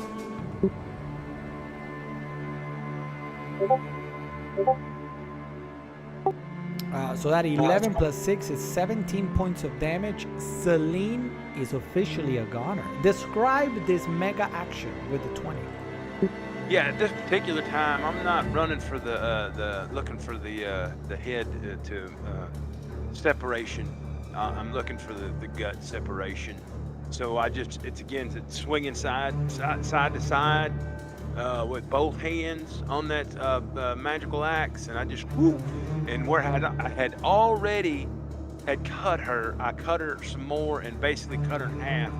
And it kind of looked like slow motion to where she looked surprised, and she just like, ah! And all of a sudden, next thing you know, her top part topples off and falls to the floor, and her legs just kind of stand there for a second, and then they fall the other way. And then she's gone. And then that's all she wrote for Celine Varnaster. So she's a goner. So now these two are very angry. These two are very angry, and they're gonna attack you in the face. Can you take it? I'll take it. All right, so the by the way, let me say goodnight to Julia. Julia, thank you so much for being there, and if you're still there, but thank you for watching. Have a great night. See you tomorrow night. Now, the were-rats have multi-attack. They can make 2 attacks, but only one can be a bite. So I'm gonna bite you first, and then I'm gonna hit you with a short sword. So first the bite. Now, what's important about the bite? You'll see in a second. Let's see. I get a +4 to hit. What's your armor class?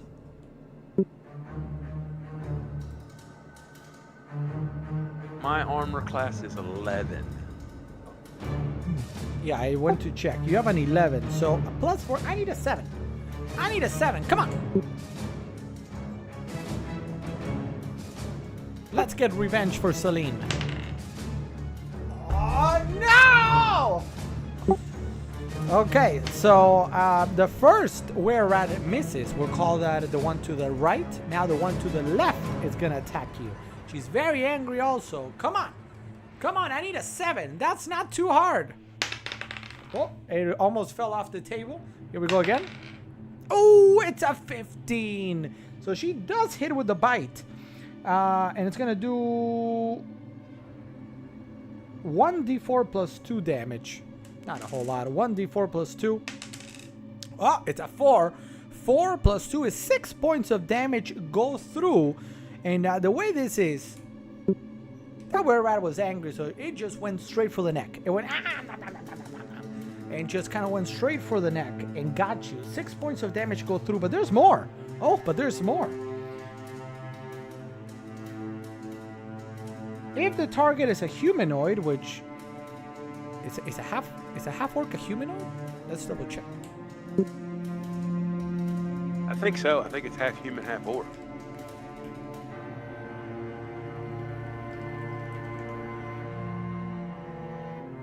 Yeah, right? I mean, half orcs are humanoids, yes.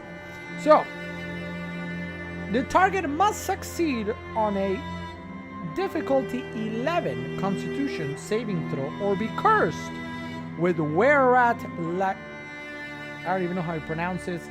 Lycanthropy? It means I turned into a werewolf, a lycanthrope. Any humanoid creature cursed with this thing, this curse, retains its statistics except you now gain the were-rat speed in rat form, as well as the were-rat's damage immunities. So now, you know, for a little bit, normal damages cannot do anything to you. All the traits that don't involve equipment, the creature gains dexterity of 15 automatically. The creature is proficient with the were-rat bite attack, so you can now bite people if you want to. But that's only, again, you must succeed on... What's your Constitution modifier? Let me go check real quick. I have this. So what? Now, that's the Constitution up top. I'm not doing a saving throw, am I? Oh. A dexterity saving throw? No, you're doing a Saving throws are Constitution saving throw. So, but you get a +1. So what you're looking for here, you gotta roll a 10. You gotta roll a 10, or you become a were-rat for the time being. Saving throw is a +3. For him, why? That's what it says. On this chart it says saving throws, Constitution +3. But his stats is a +1. Oh yeah, you're right. Oh, look at that. You're correct. You're correct. Fozzie McFosfos has saved you. It is a +3 actually, so you will need an 8. You gotta roll an 8, or you become a were-rat with us. Do you want to become one of us? One of us. So I roll a d20? A d20, and you gotta get an 8. You gotta get an 8, or you become a were-rat like us.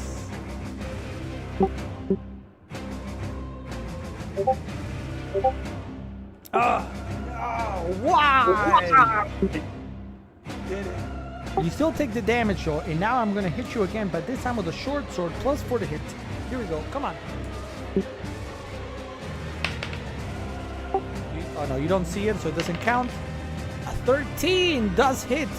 It does hit, and this one is gonna also do 1d6 plus 2. Do I have a d6?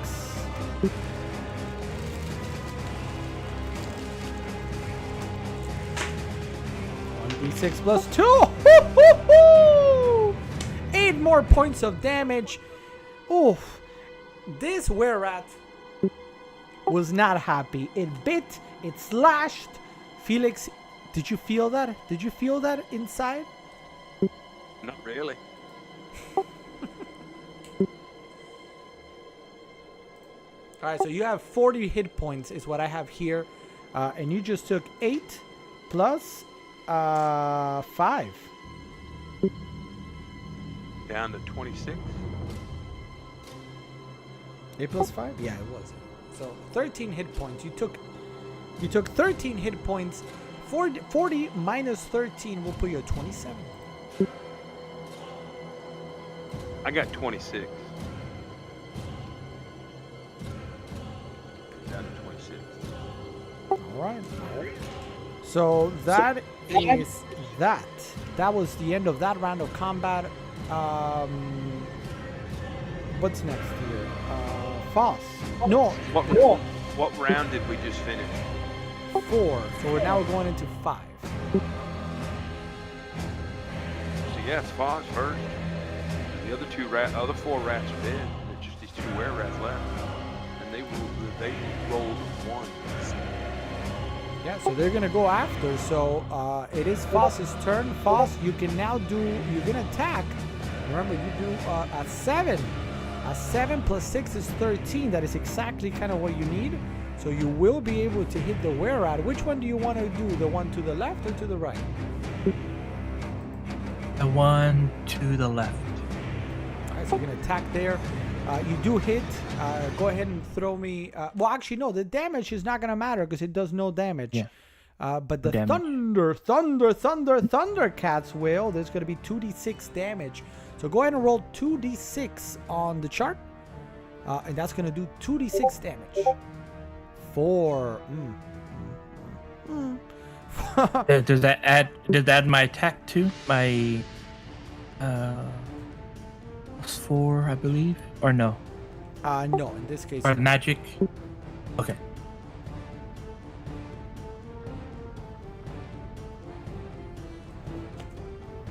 So is that 4 points of damage, or it didn't connect at all?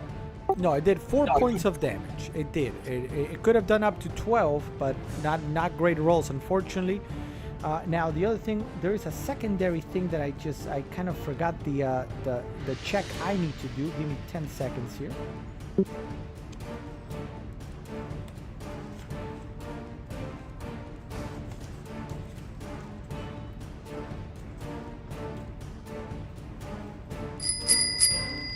Sean 66 grants to the ability, add +3 to your roll, add to Foz damage.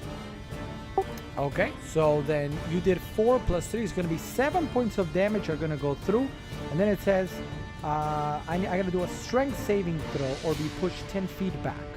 So I'm looking for a 10. I'm looking for a 10. Here we go.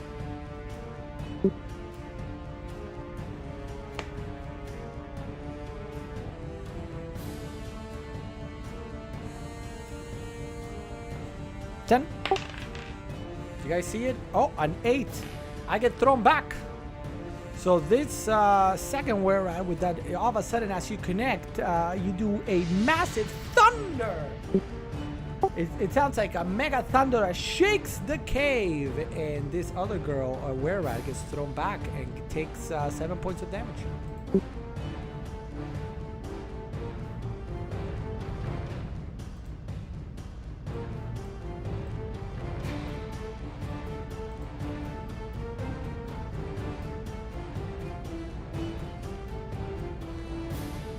All right, Felix Arkin Rulin, it's your choice. It's your turn. All right, I'm gonna attack the one in front of me. I'm gonna roll my hit. So let's go ahead and roll that d20. You do have the magical weapon, so in your case this works. Ooh, are we gonna use a reroll or are we gonna just succumb? We're good. Here's his last one. I got one right here. Sean66 says you've angered the dragon. Did it go? Roll your d20 again. Big delay. Have a good night, Vici E. Sorry, I didn't see that. Probably long gone by now. But if you see the replay, have a good night, Vici E. Here comes a reroll from Felix. Jeez. Thank you, Sam Kohler. I will do that. 5 plus 6 is 11. That is unfortunately not what you needed. Unless he wants to play a card. Oh, you could get a +1. If you have a +1 or +3, then you would hit. Okay, I got something. I do wonder if we should put not today. I'm not gonna do it now. But should we put a limit to the amount of cards that can be used in a combat? Sean66 grants a +1 So that means to you your do roll. hit. Not much, but it helps. It does help in this case because you exactly what you needed. You hit the were-at. Let's go ahead and do that damage. 1d10 plus 6.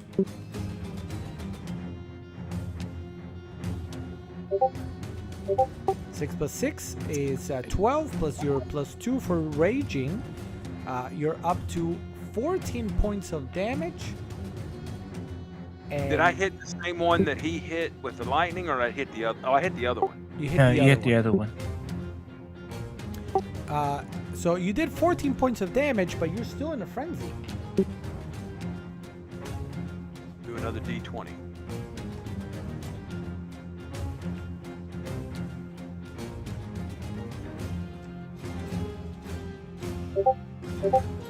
$13 plus 6. Alright, so that one also hits, and let's do that 1d10 plus 6 again for the damage, and describe your rage and frenzy.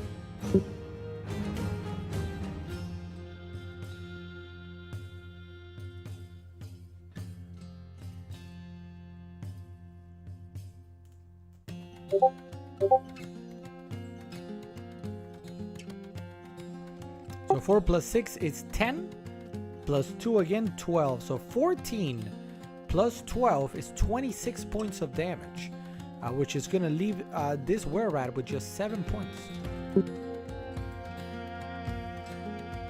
And do you want to describe that?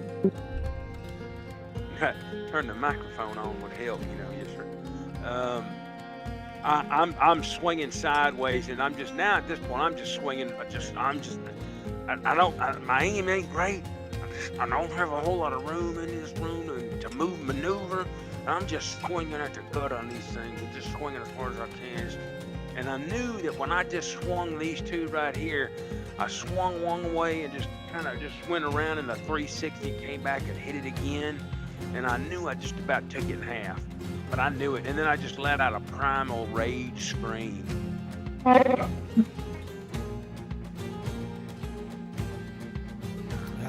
That's very good. That's almost sounding like a Wookiee, almost. So very good. We go to the were-rats again. The were-rat is going to try to bite you again, because it really wants you. Before she's a goner, she's like, I will make him one of us. And I'm looking here for, I get a +4, so I need an 8. I'm looking for an 8. Oh, it's an 18.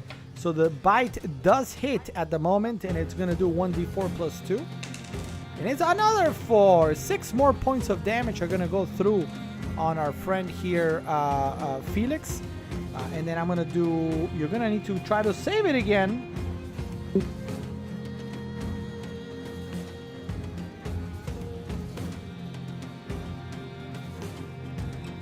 So I gotta roll a d20. Sorry, I was reading something. You got to roll, once again, you got to roll a d20.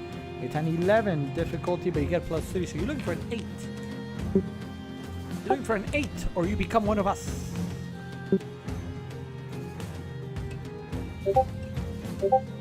Uh-oh. Uh-oh. Do we have any sort of plus or reroll? That's a 9. 'Cause I got a 3. No, sorry, you were looking for a roll of an 8. Oh, I need an 8. Oh, okay, hold on. Let's see.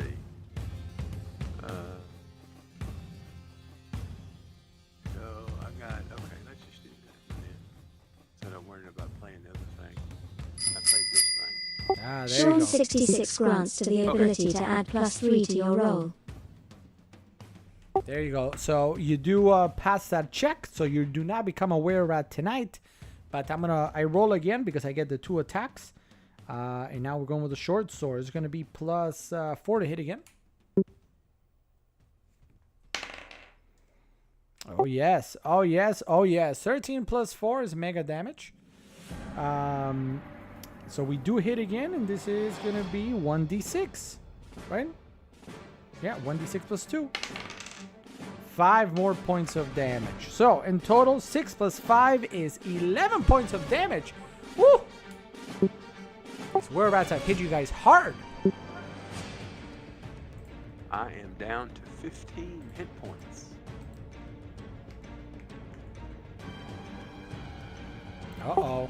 Uh-oh, Matt Damon. Matt Damon, they're not gone yet. They're not gone yet. All you need to do is you miss, and who knows? Who knows what can happen?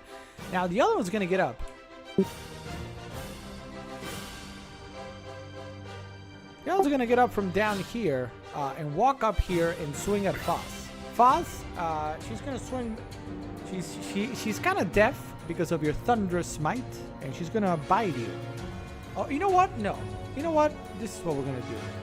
We're gonna hit you with a crossbow first. We're gonna get up first and hit you with a crossbow immediately. And that's gonna be +4 to hit also.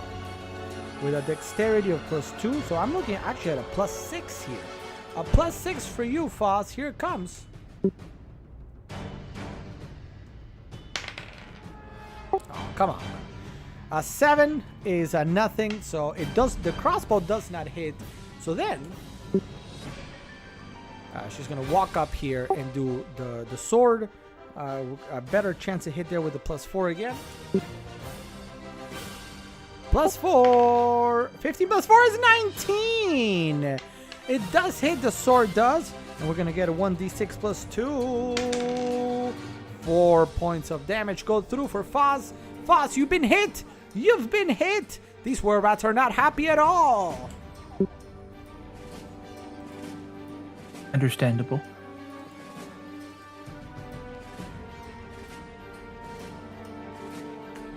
Alright, so we go now to combat round number 7. Foss, you go first. Now, the Thunderous Smite has already been expended. So you at present you can do a normal smite, which I can read here in a second if you want, or what would you like to do? You could do a heal. You could tell us.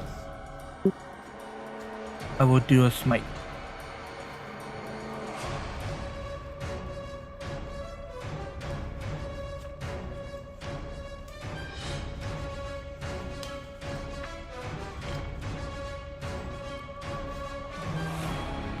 Sorry, I couldn't find the smite. Where Divine Smite.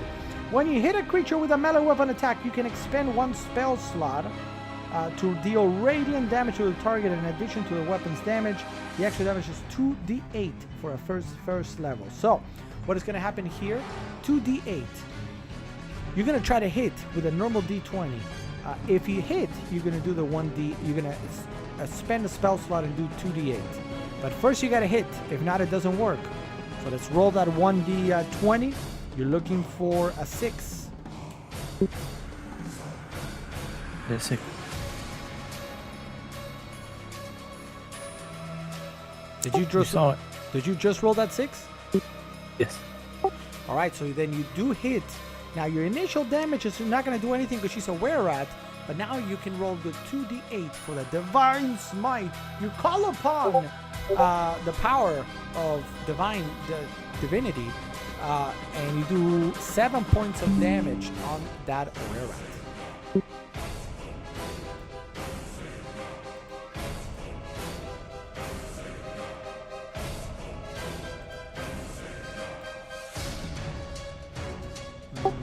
It's giving me trouble to change the hit points. There you go. Probably could just gotta move it and then change it. All right, so she's down to 19. So we go on to Felix. Your turn. All right. You've got both. You've there. got You can both hit there. Either of the two. Yeah, sure. I got it.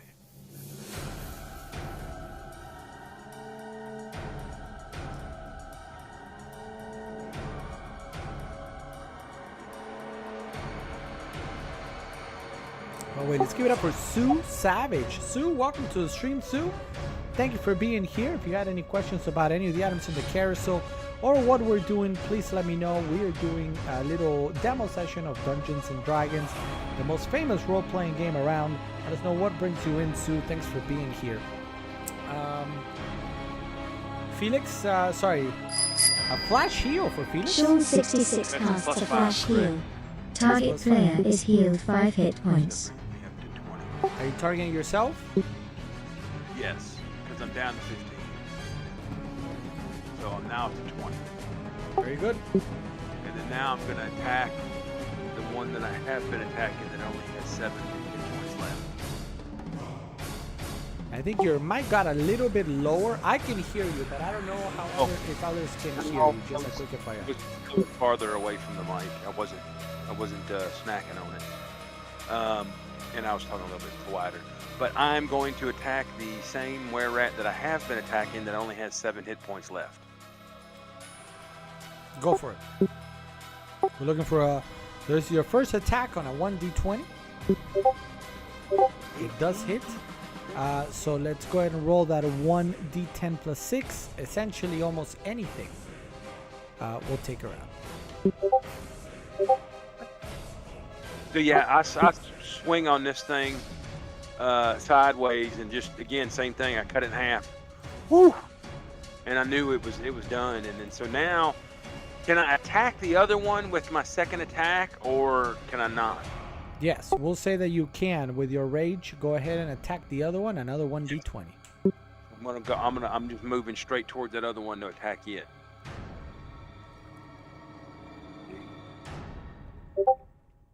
Ugh. Which one did I get? What did it do? Did you roll twice? Natural 20. Oh no, a natural 20. Natural. Yeah. Okay. So, so that's great. That's a critical strike. So you could take her out potentially. Go ahead and roll 2d10. Oh yeah. Do I get the +2 on this one from that, or the +2 is only on the other one? But I get a +2 on this also. Yeah, you do. Okay, so I got to roll 2d10. Roll 2d. She has 19 hit points. You could take her out. All right, 20. so a 10 plus your normal 6 of damage plus your 2 is 18.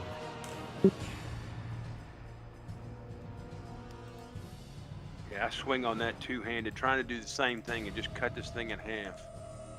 What has 1 hit point left? 1 hit point left, and we'll try maybe try something. Describe your swing if you want. Yeah, just sideways swing again, and like that baseball swing, looking like Mickey Mantle over there, trying to go for a home run, and trying to cut these were-rats in half with my magical battle axe. And I know it did some damage on here. I know it. I can tell. And yeah, it did some damage. All right, detecting now it's back to this to the were-rat and detecting that victory is impossible. The were-rat turns. It's impossible because the were-rat has been eating impossible burgers. It maybe the were-rat turns and flees, and the combat here is officially over. Our adventurers have succeeded in taking out Celine her bodyguards and the giant rats, they took some damage this time around, but enough to take out the big baddie in this room. And the leader of the guild, which obviously Don Johnson is very happy about. But we're going to have to explore the rest maybe next week, as it is 11:40 here on the East Coast. We have half a cave to explore, but we've taken out the big baddie. Are there more big baddies? I don't know. We're going to find out. Can we give it up for our adventurers, Jean-Jo and Fossy McFosfos? Big round of applause for you guys. Any parting thoughts from you guys? That was a good adventure. You know, it's weird, but every time when I'm playing this and I hear Alex, all I hear is, so you know that's weird that I hear that every time. But it also makes me hungry. Hey, Mom! The meatloaf! We want it now! The meatloaf!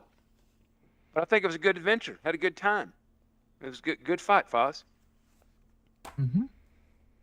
That was a good fight. More to come. You guys are going to rest and be fully healed up for your next one. As we are moving towards trying to go after Cryovane, the big white dragon. And for the record, he has 133 hit points. So he's not easy to get. What is this one again that we're going after? A what? A big white dragon.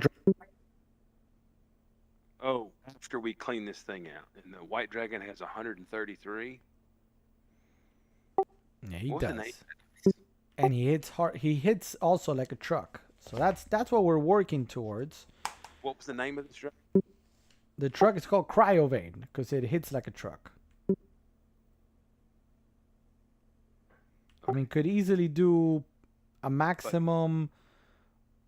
He has a bite that can do 2d10 plus 4.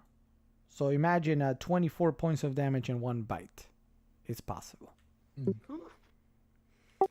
But that was very good. I hope you guys enjoyed that. That was Dungeons and Dragons 5th edition that we just played. The Essentials kit is available in the carousel at $15. It's really, really affordable. Plus, D&D is available, of course, where?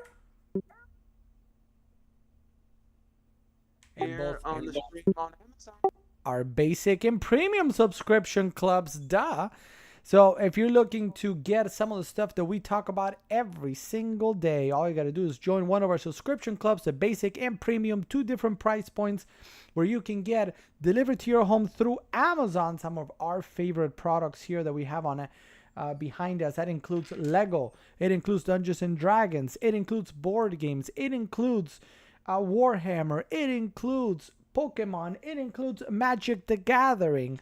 So whatever your price point you feel more comfortable with, go check it out. I'm happy to give you a little bit more of an idea of what it's in, what the kind of items you can get in the 2 different clubs. But this is great because it's 100% backed up by Amazon. So this is actually shipping from Amazon warehouses, not here from me from the garage. And you get to choose if you want it on a monthly, bi-monthly, or quarterly basis. You get to choose. And if you don't like an item, because you will get the ability to preview it, all you got to do is just say skip, decline. It never ships. You don't get charged. So there's really no risk, no reason not to join one of these. Because at worst, if you don't like what you get, you skip. Until the time comes that maybe something you're like, oh yes, that I want, send me that. And then, only then, you will go ahead and pay whatever the price of that item is at the time. So sign up for our subscription clubs to get more delivered to your house from D&D, Lego, Warhammer, board games, and much, much more. Thank you guys. I had a question about the subscription. You can ask it. Go for it. Okay, so when you subscribe, you already pay like the monthly thing ahead of time? No. You if you subscribe right now, essentially you're gonna get an email that says thank you for subscribing. and shortly after, you're gonna get essentially an email that's gonna say this is your first item you're getting. Depending on, I can kind of give you an idea of which one it would be depending on which one you subscribe. And then like for the premium game club, it's gonna be Catan. I think I have it set as number 1, and for the basic one, actually I don't know what the basic one. It might be D&D actually. I gotta double check, but I can tell you if you're interested. And you don't get, so far you've not been charged anything. You get that email saying this is being shipped to you and this is why, and I've usually put like a little something of why I chose that item. And you get to decide, do you want it or not? If you press skip, you don't get charged anything, nothing happens. And in the following month, so you actually don't get, they're working on something where you can jump a product like, oh, I don't like that, I want something else. But right now that is not available. So you would skip it. You don't get anything right now. And technically a month from now, you will get another email saying, here's month number 2 for you. This is what's coming. And again, you can skip it if you don't like it, or you can accept it. If you accept it, then a day later, I think it actually ships, and that's when you get charged. All right. So yeah, so you can keep skipping, and months can go by without ever being charged. Correct. Until you accept. All right. Sounds good. And I was checking, because since a question, I was like, oh, so what is it? So the first item in theory for the basic one should be, depending on the price, because remember, it's not always. That's why there's a ceiling price. The ceiling price is $19.99 or $49.99. If once taxes and everything are included, the price would be more than that ceiling price. Then that item does not ship. It goes to the next, and it goes to the next, and it goes to the next until there's something presently right now at less than $19.99 or $49.99 with tax included. So that's why, for example, the first set, and this is like a great example. This first set of the first item for the basic game club is not this one or that one. It's a brand new Dragons of Stormwreck Isle from Dungeons and Dragons. However, as I check that right now, normally it is not at full price. I see it on Amazon right now at $19.13. So once you add a tax to the $19.13, does it go beyond $19.99? I don't think so. Does it? Let me see.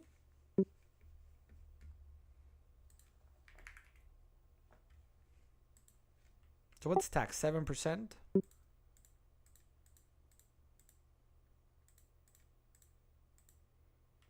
It's actually $1. So it would go over the $19.99. So as a result, you will not get right now that a D&D set. Many times a D&D set is $16, $17, $18. So you would get it. In this case, with the tax, I don't believe you would. So then it would go to the next item. And in this case, it is a Lego. The price does include the tax. So if an item did happen to be $19.99 and then you get taxed, then it would not go through. Or does it go through and then they add a little bit of the tax over? So I believe it's kind of like a black and white. It will never charge you more than $19.99. So once the tax is included, if all the final price that you would pay is over $19.99, the computer says, it says this, look. And goes to the next item. The next item is a Lego that is actually, oh wow, it's a Lego that is out of production. It just came out, which is the Brickheads. The Mandalorian and the Child were just retired a couple weeks ago, and they're already sold out. So that's not going to go either. So then it goes to the next one, which is Ticket to Ride New York, which is a 1940. Okay, I might need to make some changes here. Maybe. Normally, all of these items are discounted a little bit. In this case, right this moment on December 14th, they're not. So Ticket to Ride New York Maybe is, because it's the holidays and they don't want to give you any cheaper deal on it. I guess not. So it's Ticket to Ride New York is at $19.48 with tax. It's gonna go over the $19.99, so then it would go to the next one. And in this case, it would be Star Wars deck building game, which went up in price to $30. So that's for sure it's not gonna be it. So then it goes to the next one, which is Azul. Azul is now at $21, so that will not work either. So then it goes to the next one. And it arrives at okay, I'm gonna have to do a little add a few more things here, because up next would be Magic the Gathering starter kit to learn to play Magic. It's currently $19. It will not ship either. Normally all these things are discounted. So then it would go into a very cool setup of Uno, and that will ship. So right now, if you sign up, I believe you would get a cool metal tin can Amazon exclusive Uno game that, again, you could skip or receive. I believe that's how it should work. It's a little bit of a unique circumstance right now with that one. So I might need to... That tells me I might need to probably add a couple more items that are a little bit more discounted. But does that answer the question, hopefully? Yes. Yes, it does.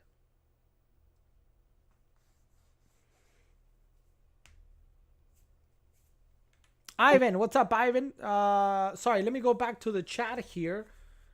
Sorry, I missed something. Do we need a recap? A recap of our misadventures of each locale. So today, and by the way, I'm gonna exit Discord here. I don't know if you guys are still here on Discord. No, they're not. They left. So today, our adventurers went into a cave and took a little bit of time to kind of see what's going on around the cave. They explored, and eventually they came up to the big baddie, a were-rat that they took out. In her entire what's it called? Posse? Whatever. Everybody, they took them out. But they gotta explore next week the rest of the cave to see, are there more were-rats? Where are all the workers? We don't know. Probably gonna need help when we go up against... Well, I mean, you guys are gonna continue leveling up. So soon you're gonna be able to go to level 4, and then maybe level 5 eventually, because there's more quests to do before you go on to Cryovane. Cryovane is obviously, he's the big baddie. That's where it ends, and he has a lot of hit points, and he hits really hard. So you need we'll see. My little cleric might need to come out of retirement. Does that mean you need more players? I mean, eventually we might. Depending on if they come up.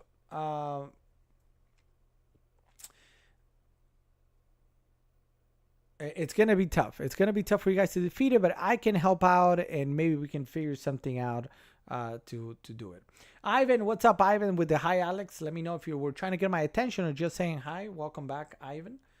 Probably holiday prices is really... I mean, you would think that they would discount a little bit for the holidays, but... I haven't played Uno in years. That's kind of the idea. I mean, Uno is such a classic. It's such a classic. I play with almost all my nephews and nieces, and I'm sure eventually I'm gonna play with my dudes. I mean, Ollie, I don't think is that far from being able to play it. What does Uno say? Is Uno 7 and up? I don't know if 7 and up. I feel like Ollie's not that far from me being able to play it. So, who knows? We'll see. But that's why I added Uno. It's such a... I know, like, when I added it, I assumed, a lot of people have Uno at home, so I get it if people skip it. But if you don't, having Uno is such a classic game, you know what I mean? The gift set for MTG's down to 6090. Oh, is it now? Oh, is it no? Honestly, with the holidays, I kind of forgot to order it, Mitchef. I'd rather be honest with you than. Let's take a quick look. Gift bundle and Ixalan 6090. It's that's a good deal. Arriving December. So I could actually get it here by the weekend. Not for tomorrow, but I can get it here for the weekend. If you were interested in it, we can order it. That is a regular one that comes with 8 set boosters and 1 collector booster. So it's 8 normal set boosters, the collector booster, and of course a deck box, and I believe a yes, hit the mother load, another promo card. All right. So that was a basic game club. That I might need to add a couple of things since so many things appear to be. But that's why it's a long list. That's why they made a long list of it. After what do we have after Uno? Arboretum is right now over. Then we have the Pokemon Battle Academy board game. So that's a card game. Learn to play Pokemon, in essence. And then another board game / card game called A Fox in the Forest.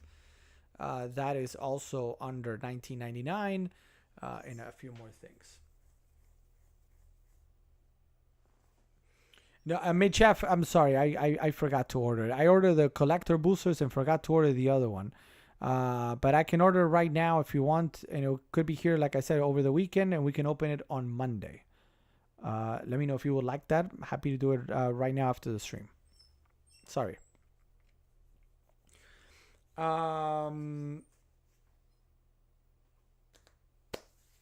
That's it. Any okay, I will order it. Any remaining questions, guys? Any questions on any of the items? We're almost here at midnight, so our D&D is going to take us to the end of the stream. That's all I've got for today. I think that's all I've got for today. Tomorrow is an interesting night because normally it's D&D night, but we moved it today to Thursday.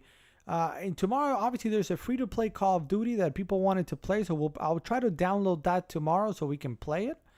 So we'll probably do some of that and maybe some, I don't know what else. We'll see.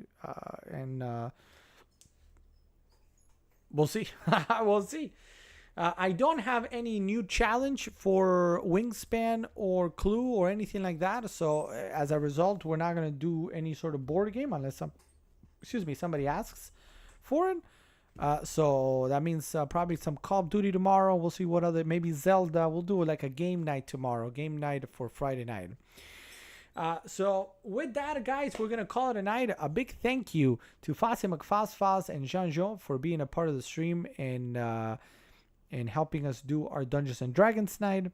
And thank you all of you guys for, stopping by, watching tonight. And hopefully you guys enjoy our D&D sessions where we try to explain and kind of take you through what a session of Dungeons and Dragons is like. Now, Zelda, at least a little. So we can do that. We can do a little bit of Call of Duty and Zelda tomorrow. Make it a game night. I have no problem with that. So that's what we'll do. So that's going to be it. Thank you, everybody. Tomorrow, I'll see you 9 p.m. Eastern again. We'll see if we might or might not do that kind of like the deal stream first, or we might just jump into the games from the get-go. We'll see what we do. Thank you, everybody, for your support. Thank you for watching tonight. Have a great start to your Friday, and I will see you tomorrow night. Tomorrow night, let's put the music.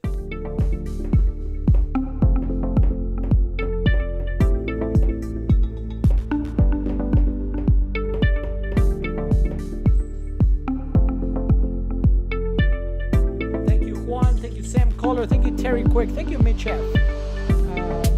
Thank you, Fasim McFazfaz. Thank you, Ivan, if you're still there. Ivan. Terry Quick, Jean-Jean, Sue Savage, and everybody joined today for your support, for hanging out with us on this Thursday night. See you guys tomorrow for more. Bye, bye, bye, bye.